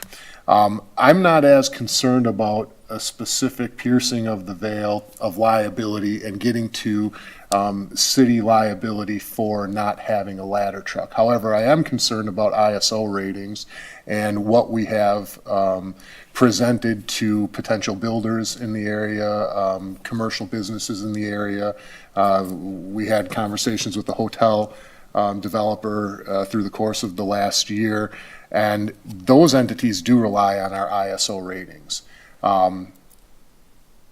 In the event that someone relies on those ISO ratings and then we cannot answer in a manner that is appropriate in accordance with those ISO ratings and what has been relied upon, once again, I still don't know that there is a direct line to liability there with the privileges and immunities that the city enjoys. However, it doesn't look good. I mean, we are trying to incentivize, we are trying to encourage entities and individuals to build and develop in the area. They do rely on those ISO ratings in their decision-making processes, so we should be tight there, and we should certainly provide the bundle of goods that we have represented. once again, I'm not as concerned about liability in the event that we have an inoperable truck. If we can't send that ladder truck out on a call as it currently exists, I would absolutely advise not to send that out if it's unsafe, if it's going to cause extra damage, if there's a potential that it's going to break down and delay a response. I would say shelve that piece of machinery until you're confident in it. And I think there's a greater potential for liability in that circumstance if we knowingly use a piece of machinery that is inoperable or is not fit for the service or for the intended use that we have for it. So that's what I'm struggling with in kind of my mental gymnastics here. It's really whether or not we have represented something that we can't deliver, and in the event of an emergency, whether or not we can deliver what we have represented. Now, that's difficult. I don't know that there's necessarily a distinction between those two phrases. What I do know is we have a ladder truck right now that our chief of the fire department is not competent in. So I think that needs to be kind of the basis of this decision as opposed to the potential for liability. In the event that we don't have a ladder truck that is utilizable, then my advice would be don't utilize it. That will not increase our potential for liability. Chief, I was asking some questions at our last meeting to try to get at, why are we in this situation now, and why did this come after the budget, and why didn't we hear about this, 10 years ago, it seems like. When you look at some of the other documents, expected longevity of the new truck is 25 years. Current one is 36 years old. So we probably, prior council probably should have been talking about this 10 years ago. And, we probably can't answer any of those questions, no disrespect to former Chief Yandre, but it's not easy to come and ask for a $1.5 million piece of equipment. That's probably one of the big reasons why it maybe got put off. Well, let's just see how long we can keep this one going.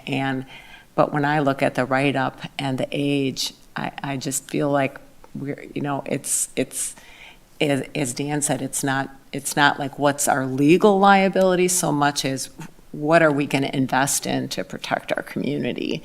And this seems like a pretty important investment that we probably should have made years ago. The thing that's most disappointing to me is, past councils and our council might have made different decisions about other things over the past 10 years had this been brought forward before. So, and we might have made different decisions a month ago, had this been brought forward before. So, but here we are. Mrs. Bishop. I want to respond to Mr. Waters' comment about our constituents, their finances, and particularly people on a fixed income here, and how we have an affordable housing issue. Affordable housing comes in a lot of different ways. One of those is in regard to insurance payments. If insurance increases because of our ISO rating, I see that as being an issue. And when we look at our debt position between 2024 and 2025, if we delay the purchase, we're only at a $7,000 difference in 2025, but that would be offset by a $50,000 increase in the cost of the vehicle. So we'd be up $43,000 in 2025 if we delay the purchase. Also, if we're talking about costs to our citizens, I don't see anybody talking about how to reduce other borrowing expenditures in 2024 to make this purchase possible, and I'm willing to do that tonight. So I think we can take a hard look at our budget to bring this in line with 2024 expectations.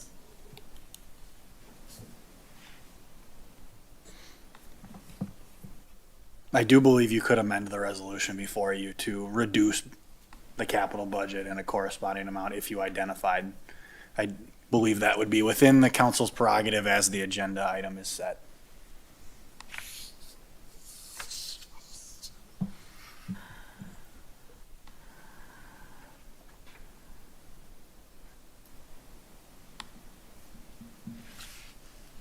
Mr. Waters. I would be good with Mrs. Bishop's proposal of looking at our 2024 expenditures and seeing what can be carved out to bring us into the balance for this 1.5 million. Is that something we need to table to come back for the next meeting? Guess there's not a motion on the floor at this point. It sounds like we will lose our price if we don't make a decision tonight I'll to just- either amend the budget or delay. I wasn't trying to interrupt, I'm Ms. sorry. Quidnell? Go ahead. Oh, Ms. Quidnow, did you have a question? Yes, go ahead. I don't have a question. I was going to agree with you that we really should not table this again. I feel like this needs to be decided upon tonight. So whatever it takes for us to get to that decision, we need to make it. I don't think this has been tabled at this point. Correct. Well, it's been It was brought delayed. to us at the Right. last meeting, and now we're looking at the finance segment. Right, although last meeting we were told that they would increase, and here we are looking at an extra $50,000 for a price. What, how much more are we going to spend to wait? Yeah, so the increase in price is only if we delay delivery until delivery and purchase in 2025. We're seeing quarterly increases in pricing, so we anticipate an increase in January of next year. They've guaranteed their prices, both of these prices, whichever option we choose, if we sign in December for them. The conversation, we would bring you updated numbers if we waited until January to discuss them. So those numbers would change.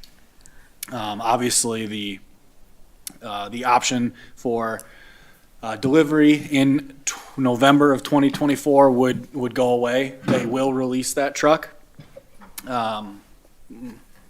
But we'd still have we could still get in line for a ladder truck. So it's not that we are going to get a ladder truck if the council wants a ladder truck. It's just a matter of when we get that ladder truck. So, I just want everyone to be aware of it. Since we're buying stock units, we're not, a custom build is a 3-year process. So that's why we're not looking at that option. We're looking at a stock unit, and that's where the chief states about where those essentially slots exist. So we'd find one of those slots, we'd take one of those slots whenever the city council is comfortable with taking the action. 2024, the 2024 to 2028 capital improvement plan is included for you to see what other 2024 expenditures are. If you're looking through it, you'll need to avoid any of the utility expenses. Those are a different funding mechanism than the general obligation notes. Those are utility revenue expenses. So you're really looking at the grounds and facilities department, the police department, and the streets department for what you could reduce. The only single item that's going to get you there is the Sandy Beach restaurant. That's the $2.3 million that's included there. A delay of that into another year would free up, the 1.5 million that you need for 2024. As I said, the schedule for that is still unknown. We have to go to referendum for it. That's likely in August of next year. We don't yet have an architect that is out for RFP. Those are due on January 3rd. For potential award January 16th by the city council. So we don't know what the costs or what proposals we may get there and what that timeline looks like. So, it's possible that if everything goes to plan, our goal is still to have a start on that. If the city council wants to move forward for a fall winter construction season on that facility, but we're still moving through that process, so nothing is solidified on those dates. So we can slow down there if we choose, but that's the biggest chunk in the capital budget that could be changed where that lies. To make room. Otherwise, even adding up everything else, you can probably get there, but it's a lot of, we'd be delaying a lot of things. So I appreciate you bringing up this idea, Mrs. Bishop, and I think it's the right idea to look at, and this is what we would be doing if we were doing it during the budget process, is, like trying to weigh, like, what are our priorities and what's our, feeling about how much debt we want to incur for our community. I don't agree, I don't know if this is what you were proposing, but I don't believe we need to eliminate $1.5 million of other expenditures.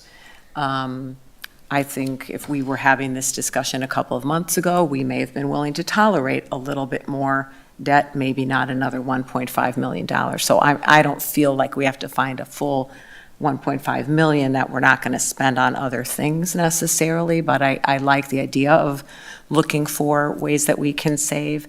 I think a couple challenges that we have are, one, we already put off a street reconstruction project for 2024 to save money to use on other things like the Sandy Beach restaurant. The Sandy Beach restaurant is a really nice thing to have, and our community is very interested in it. I don't view it as a must-have, and definitely not a must-have for next year. So, I think that could be talked about. Another big ticket item was an additional police officer, which I think is long overdue. So personally, I'm not willing to negotiate on that one and put that off another year. And I think we have some commitments. We're in the hiring process. That's not already on the on capital that. plan. Oh, I'm sorry, that's not in the capital plan. Thank you. But so there are some things that I think, we've kind of made some commitments to that I'm not sure how easy it's going to be to decide tonight to just pull back from them. Is there a piece of equipment that could be put off a year? Or can we get, can you remind us maybe of, what dollars we would be getting in sale of an engine, for example, that would offset some of the need for borrowing? The engine is going to probably draw some pretty good money simply because it's only at 10 years of life. So it's at its half-life. One of the things that I did to prepare for this was take a look at what equipment is out there. Is there some used equipment out there? There's not much that's at that 10-year mark. You're always getting over the 10-year mark. And even that, Brindle Mountain, they're a used fire apparatus. It's at $515,000. So again, you're spending 2/3 to buy a used piece of equipment. So the used market is carrying a pretty good value. For every year that we delay the purchase of this truck, that puts that truck another year older, which then offsets some of the costs, which I think Ms. Bishop was going down the idea. Now, instead of getting $200,000, maybe we're only looking at $150,000, $175,000. How does the market change? Are there more people that are doing that because now their vehicles are coming in, so they're selling those? I think right now we're at a good point in the market where this truck would get some good value out of it. Looking at the cost of it, it was the idea to keep it fiscally responsible, keep it for what this community needed. We've really had a good track record with stock vehicles through Pierce. Things seem to be right with this one, being on that lower end of the cost. I know there was some concern about, bids, RFPs, comparables. There is nobody else that builds a 100-foot platform out there on a single axle truck other than Pierce right now. There's some proprietary things out there that they have, so nobody else is even to give a competitive bid against this same model. Anything else that we would be looking at bidding would be in the upwards of the $1.8, $1.9, $2 million mark. So the offsets there would really come with the sale of the vehicle. We're not sure what the ladder truck will grab on purchase. As Drake mentioned, there's some items there that some businesses may be looking for. I think majority is probably going to go for scrap material type things. There is some value in some of the components that are pre-emissions that people can utilize. So I think there's some value in those, and that's probably what's going to get you your dollars on that. So then what would be your estimate on if we were to purchase the new ladder truck next year and sell our 10-year-old engine, what would you estimate, ballpark that we could get for the sale of the engine? Total together, I'd be looking, I'm optimistic in the $175,000 to $200,000 range for the engine. Okay. The ladder truck, looking out there, it's just like anything that's used. There's a value. It drops off on a slope and then it kind of seems to level out. There's a lot of trucks out there in the early 1990s, later 80s that are sitting anywhere between $20,000 to $40,000 on the market. So that's not really substantial. Right. There, that's more of a salvage price. Right. Sounds like, okay.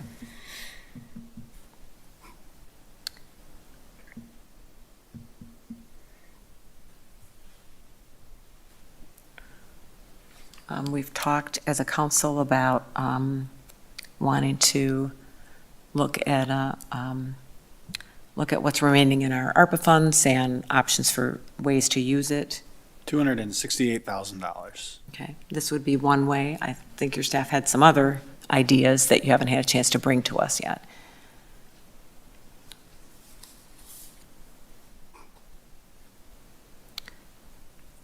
So, Mrs. Bishop, you had raised this idea. Do you have any initial thoughts about ways that we could reduce our borrowing or items that you would want us to look at? Well, the Sandy Beach is the biggest one, and I'm not saying cut the whole 2.3 from that portion of the budget. We still have to go to referendum in August, and any preliminary work that would happen at the end of 2024 is not going to cost $2.3 million, and we could bond for the remainder of it in the next year when we have a better handle on those costs, if that's what the council wanted to do at that point in time. So I think there's some leeway there that I'd be willing to discuss.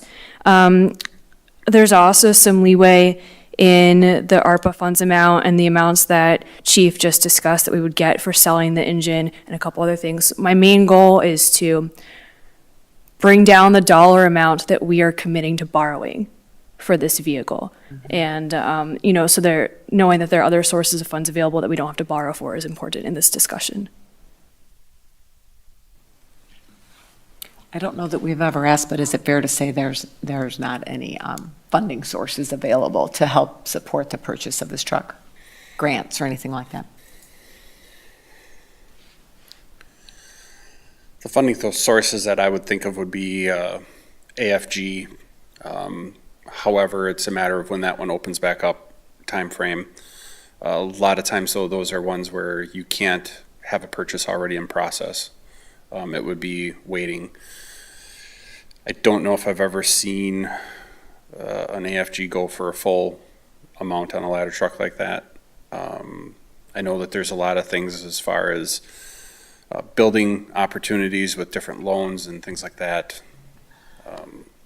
Smaller grants that are out there would be a potential, but again, a lot of those are you can't already be in a process. Thank you. Mr. Daly, if we were to look at Mrs. Bishop's idea of maybe, sort of delaying or moving out the Sandy Beach restaurant and look at what are the things that we would sort of have to spend on in 2024 if we pushed out, say, construction or something like that, what would you recommend as a dollar amount that we would still need to borrow for? I wish I knew. I really do. I wish I knew what the initial costs would be. If we went to referendum in August, we bid immediately following that. We get bids back in 4 to 6 weeks in, September, maybe October. It's possible we don't get started, in 2024 still. It's unknown.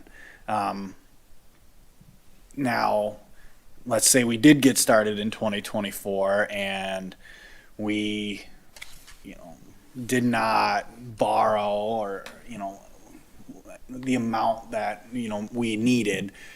We can front with cash on hand. We can use cash on hand and reimburse ourselves later from a borrow. We can utilize short-term debt to bridge a gap. There's things we could do if we needed to have more funds quickly. There's things that we could do. I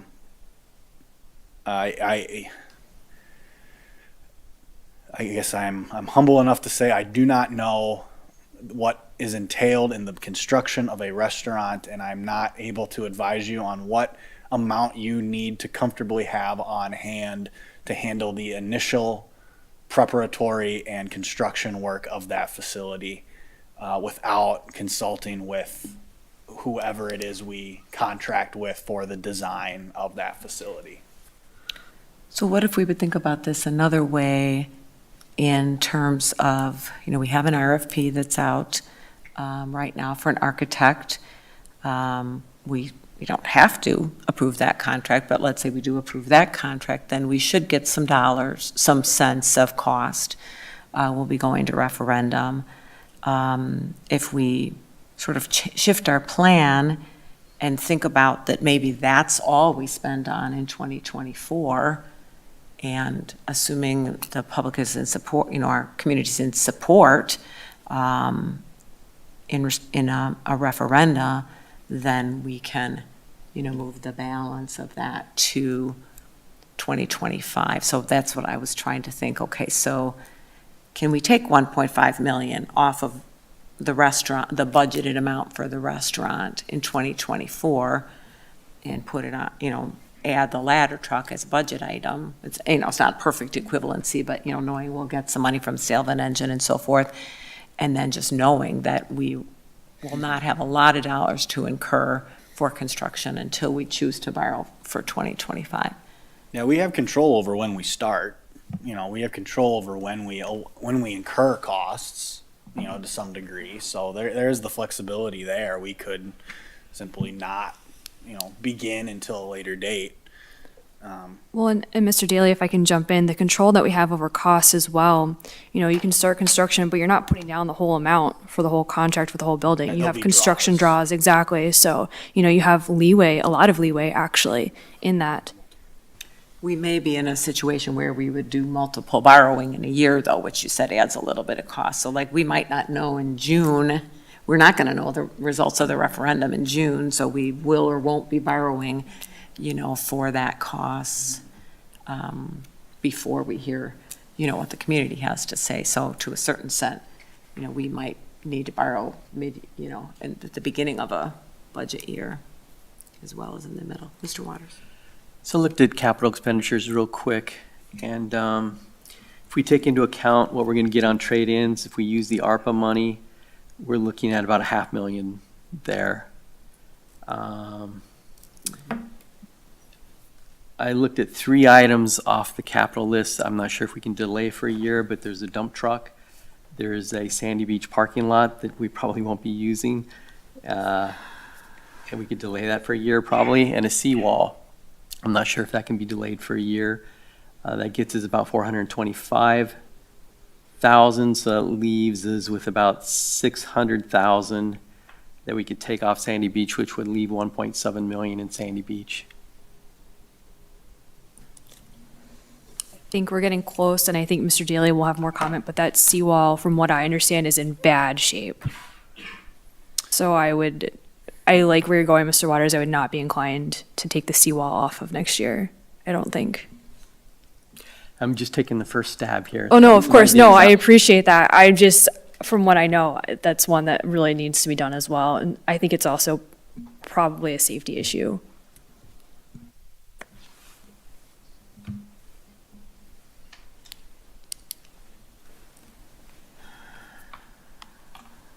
But I could be on board with your first 2, the dump truck and the parking lot, if that was part of the Sandy Beach expenditures, Mr. Waters. Let's see, the dump truck was coming out of the streets department.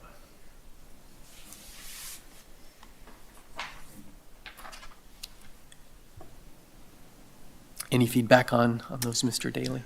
Director Myron believes we could get by another year delaying the dump truck. The seawall and conversations with Director Schreiner is a high priority. It is in disrepair. we'd be reluctant to advise the city council to delay it. But we will make do with what we need to. Mr. Waters, can you point out where the dump truck was under the, It's a, 180 under streets? under Streets Department, 180,000. halfway down page. Street It's Department. listed as a snow/material tandem dump truck. Oh, got it, 180. So I guess what we'd be looking at there is a 1-year delay for that.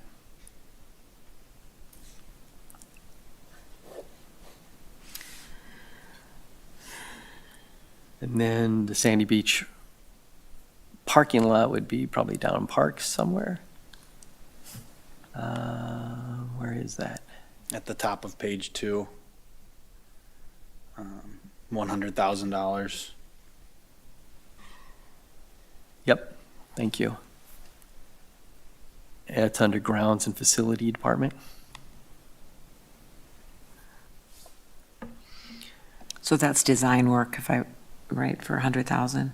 Must be because I see the Yeah. 1.3 in 2025. Yeah, so if we're putting off some work on the restaurant, you know, it probably that would, those would go together.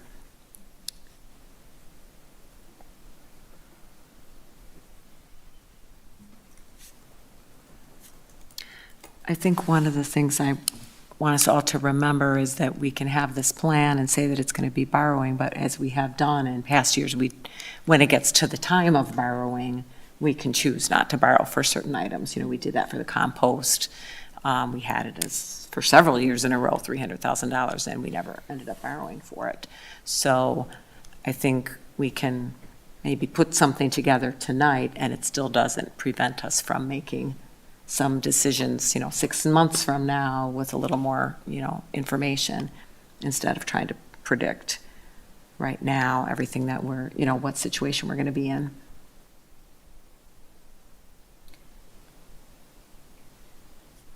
So if you take dump truck parking, Sandy Beach parking lot, take those out of the 2024 budget and assume sale of an engine and sale of the current ladder truck, that's that's roughly $500,000. If we would make those two changes. What is the rest of the council's tolerance for reducing the 2.3 for Sandy Beach? I'd like to reduce it probably by another,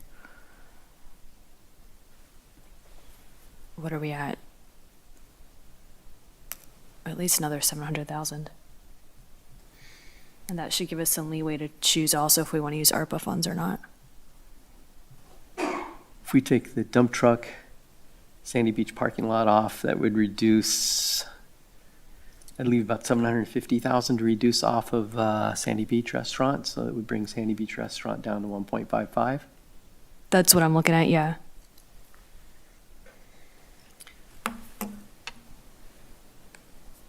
So then we'd be, if we're ending up, that project's going more than that, then we would have to back that into 2025, basically. Or do a budget amendment or something, or short-term borrowing, something else, a year from now. We also have the option of using some of cash reserves. We do have a healthy cash reserve right now also if we needed some short-term. I would like to still have the opportunity to hear other staff ideas for the ARPA funds, so I would prefer not to commit ourselves to using ARPA funds to, get this all to line up tonight so that we, and we may choose to, but we may have some other ideas that we don't have anything else, any other sources that we can use for that. So I'd like to hopefully keep that to the side still and have that future conversation. Yeah, I haven't seen the suggestions from staff, but this does seem to lend towards a very good use of ARPA funds, in my opinion, community safety. So I'm not adverse to using ARPA funds for this type I would of agree purchase with if we're that. going to move forward. I would concur with that also. I think this is the best use, and I'd like to get this number down as low as possible tonight if we can.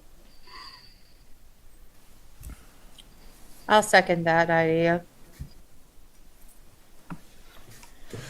So we haven't heard any of those proposals, and those other ideas, maybe things where there really is no other funding, or maybe we wouldn't have as strong a feeling about borrowing for, compared to public safety. So I guess I would prefer that we would leave ourselves the option of using ARPA, of looking at ARPA on another day, and not having to make that decision tonight. I think we could come up with a budget amendment that, tonight, that four of us would support, that could get the borrowing close to what we did adopt in our budget. Maybe it's going to be a little bit more when we're trying to take a $1.6 million add-on and subtract things from it, but I think we can get pretty darn close and reach an agreement on that. Mr. Waters, can you say again what was the dollar amount that you felt we should lower the Sandy Beach restaurant line item to? Was it 1 point? I was talking, 0.5? I was looking at reducing about 750,000. That's what I wrote down that you said, yeah. So it would go to So it'd be 1,550,000. but we're at 2.3 Yes. 2.3 minus 0.75, so it brings it down to 1.55 million. Mm-hmm.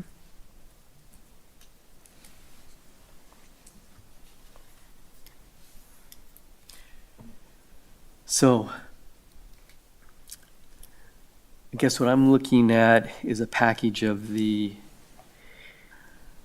trade-ins were for the engine and the ladder truck.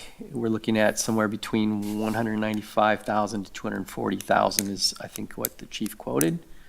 ARPA, we have 268. So it's going to put us in a range of 463 to 508. So I was basically saying, okay, so let's figure out how we can get to take $1 million off our capital. So if we take the 180,000 in the dump truck and delay it a year, 100,000 in the Sandy Beach parking lot, and then the 750,000 in the Sandy Beach, that should get us right in that 1 million range. Does that make sense? The three items that you proposed, either in full or part, going to 2025 would get us to 1,030,000 was my math. That's what I had too. So moving the You're dump truck. using the lower number for the trade-ins, or for the sales? I'm not factoring those into the budget calculation, so it was dump truck and Sandy Beach parking lot moved to 2025, and 750,000 of the current budget for Sandy Beach restaurant moved to 2025. So those three things add up to $1,030,000. Correct. Yep. And then this is where I would say my proposal would be that then we understand that there will be sale of an engine, sale of the current ladder truck, and there will be another roughly $300,000, $300,000 to $400,000 that we'll need to find. But I believe we don't need to find that tonight. We can decide whether we want to borrow it, or we can fund it another way. I'm assuming we'd have to list it on our budget amendment, though, of how we plan to fund it. I guess have to know, you can. Right now, the budget amendment is written to increase expenditures, and then it increases revenue from the borrowing. So any number, you could do that and figure, these things out now. We don't incur any of these costs until we borrow and buy. So you could make the budget amendment to purchase the ladder truck as it is now, and we can revisit what we're reducing in a subsequent budget amendment at another time to back some of these other things out. So you don't have to do it tonight. We would bring it back because the council would like to do that. as a subsequent budget amendment to remove things from the capital budget. You know, they're numbers on a page right now, right? So the 2.3, we don't know what any of the costs are going to be. So we reduce it. We reduce Sandy Beach Restaurant by $700,000. That is a change on paper. It reflects what that budget is, but it doesn't reflect what that actual cost is going to be. Right. So we'll have other decisions to make in the future, regardless of what we do here, tonight. So we certainly can. The increase in the expenditure would change, and we would list the other items in that based on the motion. So we'd add the ladder truck in, we would remove the things that you're listing. We could add that into the motion now, or we can we can simply approve the one that's before you right now and bring another one back to you in January, removing these other items that add up to a dollar amount that the city council has set as a target based on these discussions, and do that then. It won't have any impact because we're not going to borrow. We're not actually going to incur these costs for months yet. So that decision you can wait on, and you can simply approve the budget amendment for the ladder truck, and we can sort out the rest in January. If we don't want to do the addition and subtraction right here on the fly. So just to restate what you are saying, we could act on what we have before us as Resolution 23-89, which would be contemplating purchasing the ladder truck sooner rather than the delay.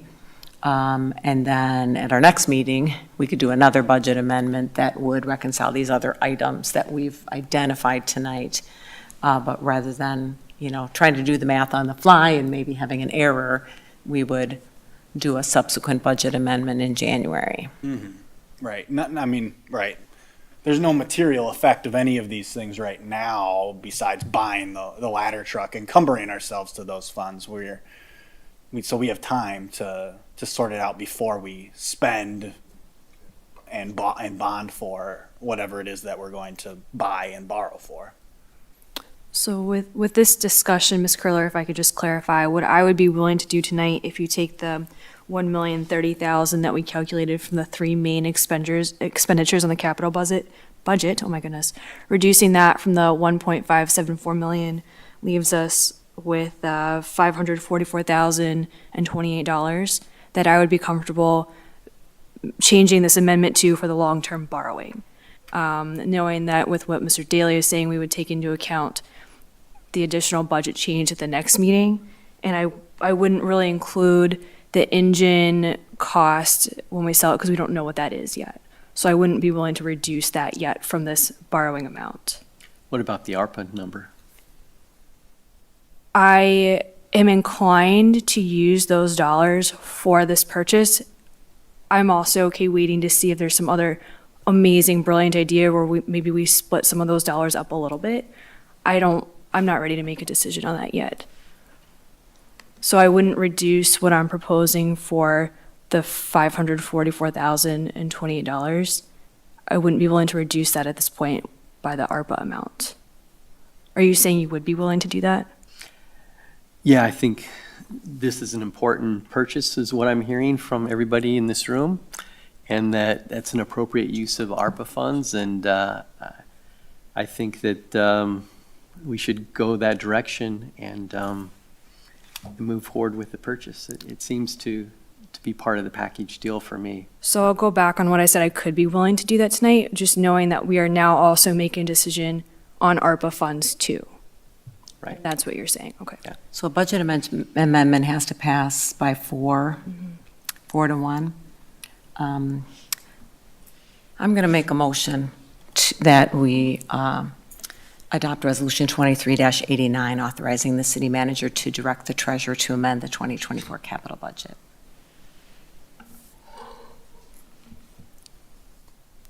Second. Okay, motion by Ms. Curler, seconded by Mrs. Bishop. So is there any discussion? So you're saying, you're making that motion without any of these amendments that was just outlined by Mrs. Bishop? I'm making this motion to go along with Mr. Daly's suggestion that we can adopt this tonight, which would preserve the price on the ladder truck, allow us to move forward with purchasing the ladder truck in 2024, and that I would be expecting the staff to bring a subsequent resolution at our next meeting that would be a budget amendment to address those items that we talked about further changing.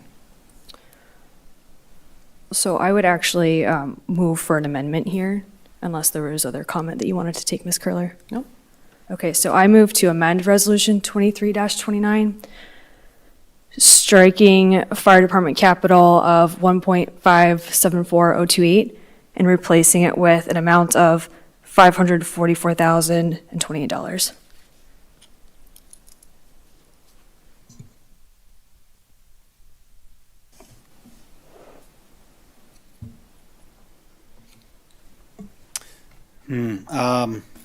I'm sorry. Is there a second? Second? A motion by Mrs. Bishop, seconded by Mr. Waters. Mr. Daly? I'm just thinking through that. I'm not sure that's the number we want to amend. That is taking $130,000 off, which represents $100,000 for the parking lot, $180,000 for the dump truck, and so. I guess I'm just thinking, I guess where I'm coming from is that each item on our capital improvement plan, I have viewed as that number must be adequate to buy it. So I'm trying to think if that number should be reduced from the fire department capital 1.574028 should remain, but that the 4,892,028 is the number that should be reduced so that it accurately reflects the cost of the item that we're buying for the fire department, but reduces the overall budget of the capital expenditure, which we'll then need to clarify where those reductions came for at a subsequent budget amendment. So if I were to there's been no vote on this, so I'd have to withdraw that amendment. And if Just clarify it. okay, then what I think I would have to do Still agrees. is clarify that the whereas stating the 1.5 million will be funded through long-term borrowing, I need to change that portion of it to the amount that I'm willing to borrow for, to the 544. Is that what you're saying, Mr. Daly? Because the actual budget line item for capital should remain as the 1.5. I believe, yes, that number would be adjusted. Sam, are you still there? Mrs. Bell? Yes, I'm here. Well, I'm thinking, so the additional expenditure, yes, that number would change. The additional expenditure of that new number would be funded through long-term borrowing. The revenues and expenses under the amended amount is what would be reduced. So those two numbers, would change as well by the amount that you reduced, that you were originally reducing that $1.5 million number by. So the fire department capital remains because that's the expenditure. That's what we're changing there. The revenue source we're changing. So we would reduce the 4,892,028. So the bottom line of the capital budget is what we want to reduce by the amount you're contemplating. And then the amount, we would change that first whereas as well. And the total amended number there at the bottom would change because we're amending by less. So we're still increasing fire department capital by 1.574028 because that's the cost of that vehicle. It gets complicated. So I feel like what we're trying to do is exactly what Drake advised or discouraged us from doing, which is trying to get these numbers all to line up on the fly. Whereas if we approve this resolution as drafted without an amendment, we can come back next month and take care of the million plus change in a subsequent budget amendment when it's not late in the evening, and we can feel like our staff have time to make sure the numbers all line up. They can identify all these items. We can clearly identify to the public what items we're taking off of the budget, which this resolution doesn't currently state. And so I feel like that would be a cleaner way where we would have more confidence in the numbers. I will not be voting on a motion that authorizes $1.574 million of total borrowing tonight. So I'm open to figuring out the amendments tonight to bring down that number. The whereas line for the expenditure funded through long-term borrowing can be changed. And then, Mr. Daly, whatever math we have to do to fix the revenue amount, I'm okay with making an amendment for that as well. What's the, Can I call for a 5-minute recess? Second. All in favor of a 5-minute recess? Raise your hands. Okay, we're in recess.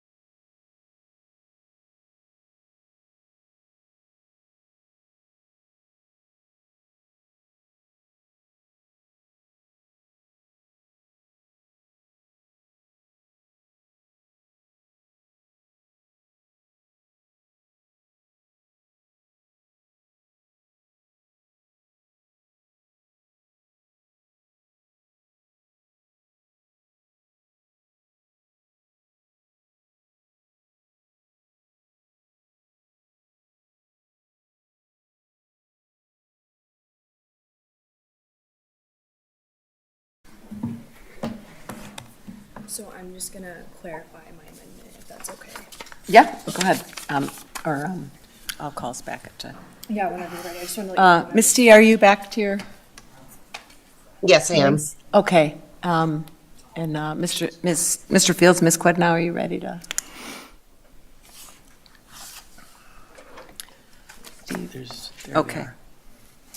Okay, I'll call this meeting back to order, and we were discussing Resolution 23-89.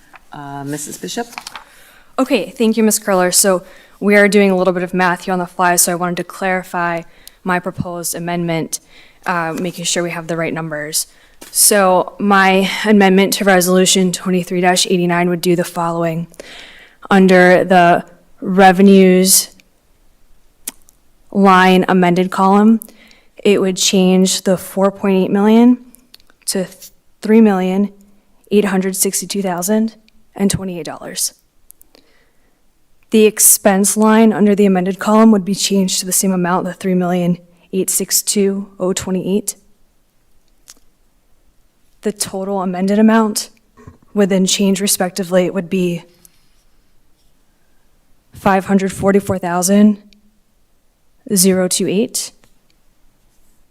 And the next whereas line would authorize the expenditure of $544,000 and, I'm sorry, Revenues and expenses in the amount of $544,028, which contemplates the removal of that $1,030,000. And then we'll bring back a resolution that will specifically show what makes up that $1,030,000. But by approving this resolution, you'll have only authorized the additional expenditure of that $544,028. So the bottom line of the capital budget has changed by the amount that we are anticipating that we will need in addition to what was approved. So, Mr. Daly, question for you then. Does this resolution still meet the needs to authorize the purchase of the ladder truck in 2024 at the price that we've arranged for, that is only good till the end of this year? Yes, because it's amending the capital budget to specifically show an expenditure of $1,574,028 out of the capital budget for that fire department expenditure. Yes. Okay, thank you. And then with this, and thank you, everybody, for doing the math. So with this, the expenditure of $544,028 in long-term borrowing, that change, that would be a net increase from the borrowing that was approved in our initial budget. Is that correct? I apologize. Could you repeat that for me? So we're contemplating removing $1,030,000 at our next meeting, from items in the budget. But this resolution, we would be borrowing or some, we're saying that we're going to borrow an additional $500+ million. Okay, $500,000+, sorry. $544,000, okay. We still have an opportunity to apply ARPA funds Yes. or the trade-in value to that amount as well, right? Correct. I guess I don't believe that this is so restrictive that at the time of expenditure, at the time of deciding, at time of borrowing, as we have done on other expenditures, we've reduced the amount that we originally contemplated to borrow and Right. applied other funds. That opportunity still exists to the council. Thank you for clarifying. Are there any other questions or discussion on the proposed amendment?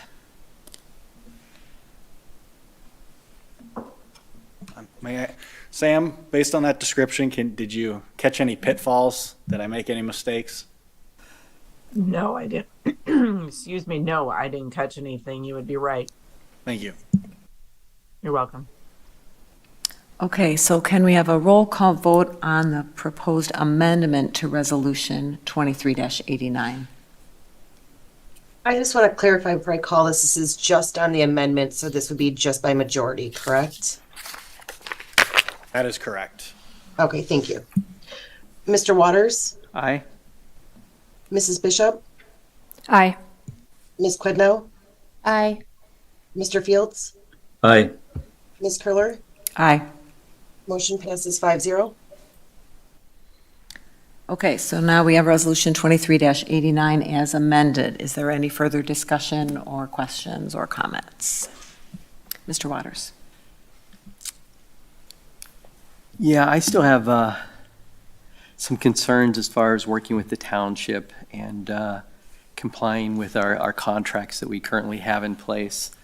So I do have reservations on 2024 for that reason, and then also the second reason would be that I would prefer this in the 2025 budget.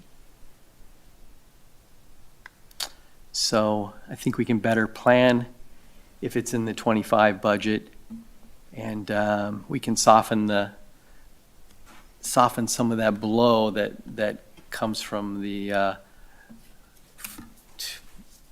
that comes at our constituents. So that's why I would favor the 25 plan. Any other comments or discussion? Mrs. Bishop? I just don't favor the 2025 plan. Our overall borrowing doesn't get better if we push any of the Sandy Beach items, as we've just discussed. Our borrowing for next year is still going to be increased if you push the two, both Sandy Beach and now the truck, to 2025. Our relationship with the town chair has communicated with us about this. He knows about this. The town is discussing this item, and nothing in our agreement with the town restricts or binds the city's overall authority to do what's best for its citizens. And we've said before, we value public safety and we value fiscal responsibility. I think passing this now with the amendments as provided, with the costs that we know are going to go up as time passes, our best chance to do this and be fiscally responsible and serve the public safety needs of our citizens is to do it now. Any other comments or discussion?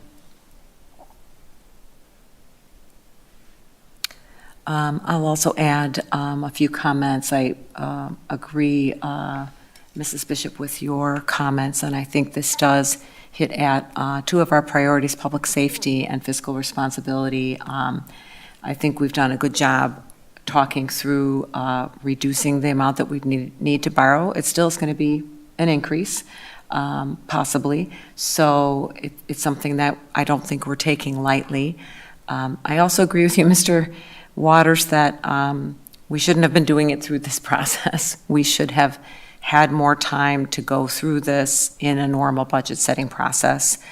I'm in support of moving ahead with this resolution as amended because I think public safety is the utmost, and I'm concerned that our current ladder truck is not going to really last much longer. So I really think for our community, we need to make this step.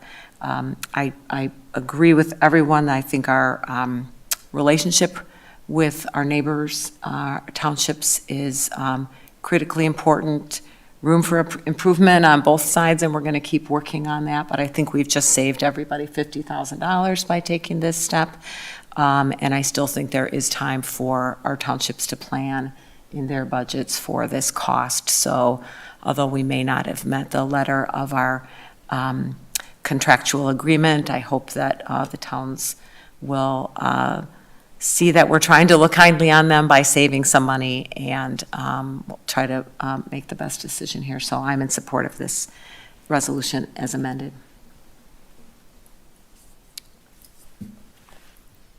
Any other comments or discussion? Okay, then let's, can we please have a roll call vote on Resolution 23-89, which authorizes the city manager to direct the treasurer to amend the 2024 capital budget. And I just want to clarify that this one is supermajority, so 4 out of 5. Correct. Thank you. Mrs. Bishop, Aye. Ms. Quidnow, Aye. Mr. Fields, Aye. Ms. Curler, Aye.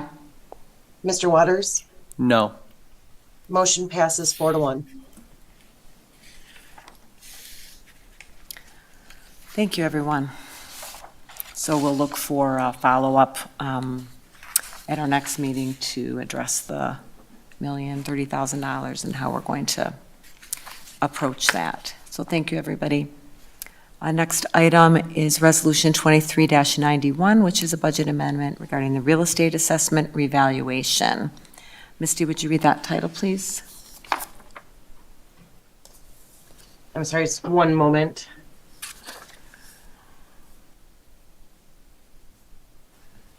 Resolution 2391, authorizing city manager to direct the treasurer to amend 2024 general fund budget. Would anyone like to make a motion?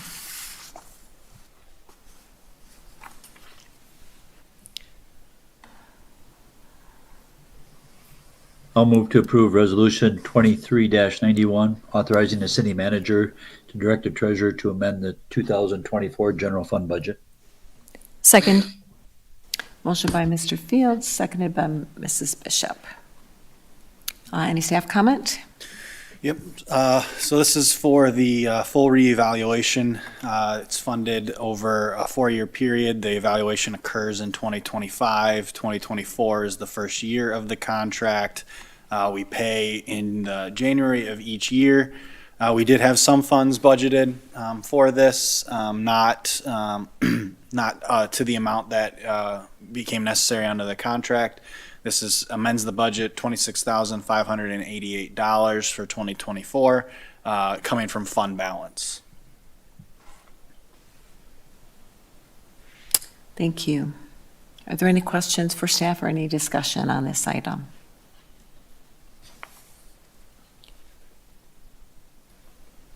Mr. Waters.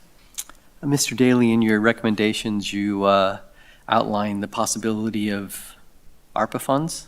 Mm-hmm. We could change the funding source to ARPA funds. The resolution as written uses undesignated fund balance. Okay, thank you.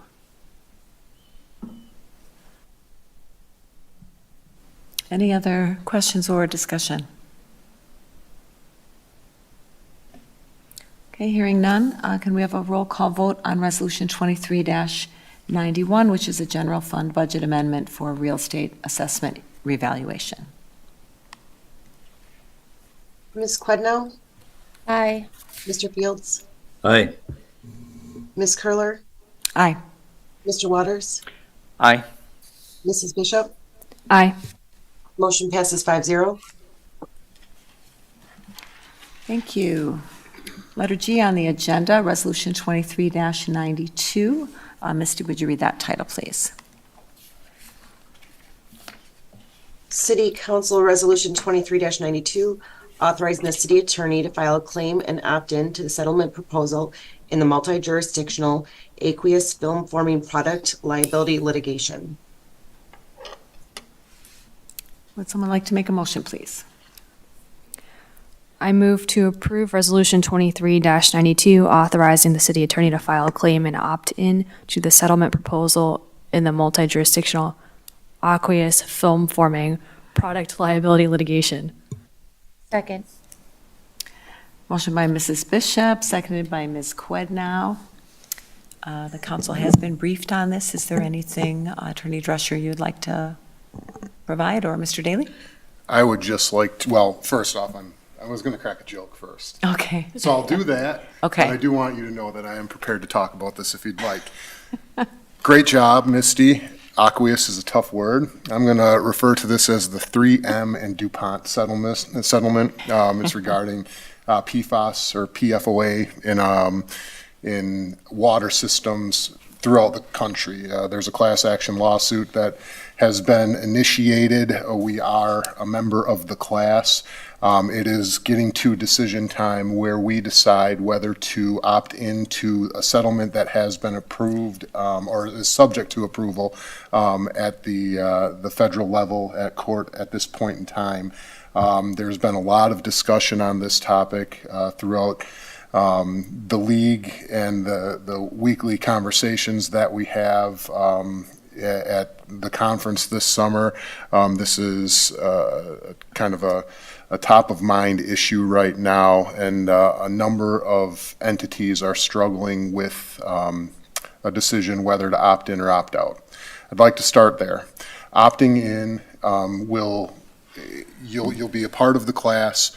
We will file a claim in the lawsuit, and we can expect some form of monetary settlement funds coming our way. Those funds will be intended to prevent PFAS from our water sources based on the classification that we currently fall under. The way the settlement is drafted, and we don't know solid numbers by any points at this time, but the way it's drafted, you either fall into a phase 1 or phase 2. Phase 1 includes any public water source that has detected PFAS prior to June 30th of 2023. Phase 2, and there's a little bit different language between DuPont and 3M. I'm going over the DuPont language right now. Phase 2 class members are any public water source that has not detected PFAS prior to June 30th, 2023. My contention is that we fall under phase 2. Therefore, any funds that we do end up receiving will be for prevention rather than remediation at this point, which indicates that the funding that we would receive would be substantially lower. We don't have detectable amount of PFAS in our water source in the city of Lake Mills. We have had one voluntary test accomplished at this time that shows no detectable amount of PFAS. However, there are changes in standards that are occurring right now, and there will be a threshold limit that is imposed both federally and at a state level eventually. We don't have what those exact numbers are at this point in time. What we do know is based on one test result, we do not have a detectable amount of PFAS in our water system. Opting in will secure our placement as a member of the class and a beneficiary of the settlement under the classification that is appropriate. Opting out would secure our ability, would remove us from the class, and we'd have the ability to sue these developers or manufacturers in the future if we have a claim that would arise. Based on what I know about the city of Lake Mills and the manufacturing activities that have gone on here in the past, I don't think the likelihood of having a subsequent claim is very high. That is definitely a large part of why I recommend opting in here. The cities that we do see opting out at this point in time do have some form of connection to manufacturing or utilization of products that have introduced the PFAS or the PFOA into a water source. Once again, I'd like to reiterate, and this is mostly for constituents, at this point in time, based on the tests that we have had conducted, there is no detectable amount of PFAS in our water source. That doesn't mean it's not within our wastewater. It doesn't mean that it's not within every one of our bodies. It just means that our water source has not had detectable amounts. This is going to be an ongoing situation. There will be numerous steps in actually collecting these funds, but this is the initial step in the process. We have to file a claim within a certain time frame, which is coming. It's mid-January, and join the class and opt in if that is the direction that you'd like to go. If you'd prefer not to opt in, we should take the formal activity of opting out, and that will secure our ability to file a claim in the future if it's deemed necessary. So, are there any specific questions? Any questions for staff on this item? Okay, hearing none, can we have a roll call vote on Resolution 23-92, which is the opt-in for the 3M DuPont settlement? Mr. Fields? Aye. Ms. Curler? Aye. Mr. Waters? Abstain? Mrs. Bishop? Aye. Ms. Quidnow? Aye. Motion passes 4-0. Thank you. Okay, so we are down to letter I, which is the last item under council business. This is Ordinance 1261. Misty, would you read that title for us, please? Ordinance 1261, amending Chapter 27, Boards, Committees, and Commission, Article 1, Board of Review, Section 27-1, Membership, Article 2, Library Board, Section 27.5, Membership, and Section 26.6, Organization, Article 4, Zoning Board of Appeals, Section 27-11, Establishment, Membership, and Section 27-12, Organization and Meetings, Article 8, Economic Development Commission, Section 27-23, Organization, and Section 27-24, Membership. Thank you. So this is the first reading of this ordinance tonight. I am the sponsor of it, so I'll just give a brief summary of why I'm putting this forward, and then staff can add anything. I did work with staff on this. When I was elected president of the council last spring, I had the opportunity to appoint members to the boards, and so I looked at this chapter in our ordinance, and I found some areas that were kind of where there was some inconsistencies or things that weren't clear between the different boards. I also experienced, as I'm sure my predecessors have, that it can be difficult to find volunteers to serve on our boards. And in talking with staff, there was some question about whether we needed to have a staff member being a voting member of our Board of Reviews. So what I'm attempting to try to accomplish with these changes within Chapter 27 is 4 things. One is to reduce the number of members of 2 of the boards, is the Board of Review and the Economic Development Committee. The Economic Development Committee, I think, sort of de facto has only had 5 members for quite a while. And so, and because it doesn't meet regularly, I think that 5 members is sufficient. For the Board of Review, I'm proposing 5 members rather than 7. And then a second change that I'm proposing as a part of this ordinance is that in the Board of Review, that the city treasurer would be the clerk of the board, but not be a voting member. So it would just be the 5 citizens who would be the voting members. Third reason for making these revisions is just to align some of the organizational schedules. A couple of the boards, the Library Board and Zoning Board of Appeals in particular, have a little bit later schedule for when they have their organizational meeting every year. So I'm just proposing to move those up so it's aligned better with the other boards. And then last but not least, for those committees that don't already state this, I'm proposing to insert a sentence that says all members shall be residents of the city of Lake Mills. Again, I think de facto, council presidents have been, applying that criteria, but it's not clearly stated in the ordinance. And there are a couple of boards where that's not specifically a requirement. So I thought for those where there wasn't anything stated, it would just be good to clearly state that. Mr. Waters. Those all seem like great amendments. Thank you for cleaning that up. Thank you. Are there any questions that anyone has tonight? Mrs. Bishop? Just a quick question, because I unfortunately don't know. The first line here, the Board of Review shall consist of 5 members. Are there only 5 members currently serving, even though we could have had 7? The Board of Review is a 5-member board. That's correct. Okay, so there's not like a 6th person who would be booted off by this? No. Okay, thank you.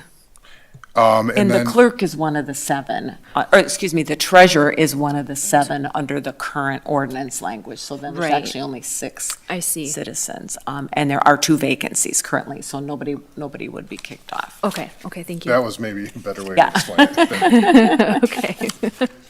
Thank you for Good that question. clarification, yeah. Sure. Any other staff comments on anything I might have missed? Okay. All right, so hopefully folks will feel these are minor policy changes. This is our first reading tonight, so we'll have 2 more readings on this. Okay, we have reached the end of our council business, so recommendations for future agendas. Drake, do you have anything for us? Other than things that have previously been discussed, nothing to mention right now. Okay. Just a reminder, we won't have our next meeting until January 16th. Okay, so no meeting on January 2nd. The only other item that I'll mention, probably either at the end of January or early February, whenever it fits, I have asked for a closed session with our HR director to discuss the employment contract that we have with the city manager. So we can do that in one of our next couple of meetings. Anything else from council members? Okay, if not, we are adjourned. Thank you, everyone, and happy holidays. Night.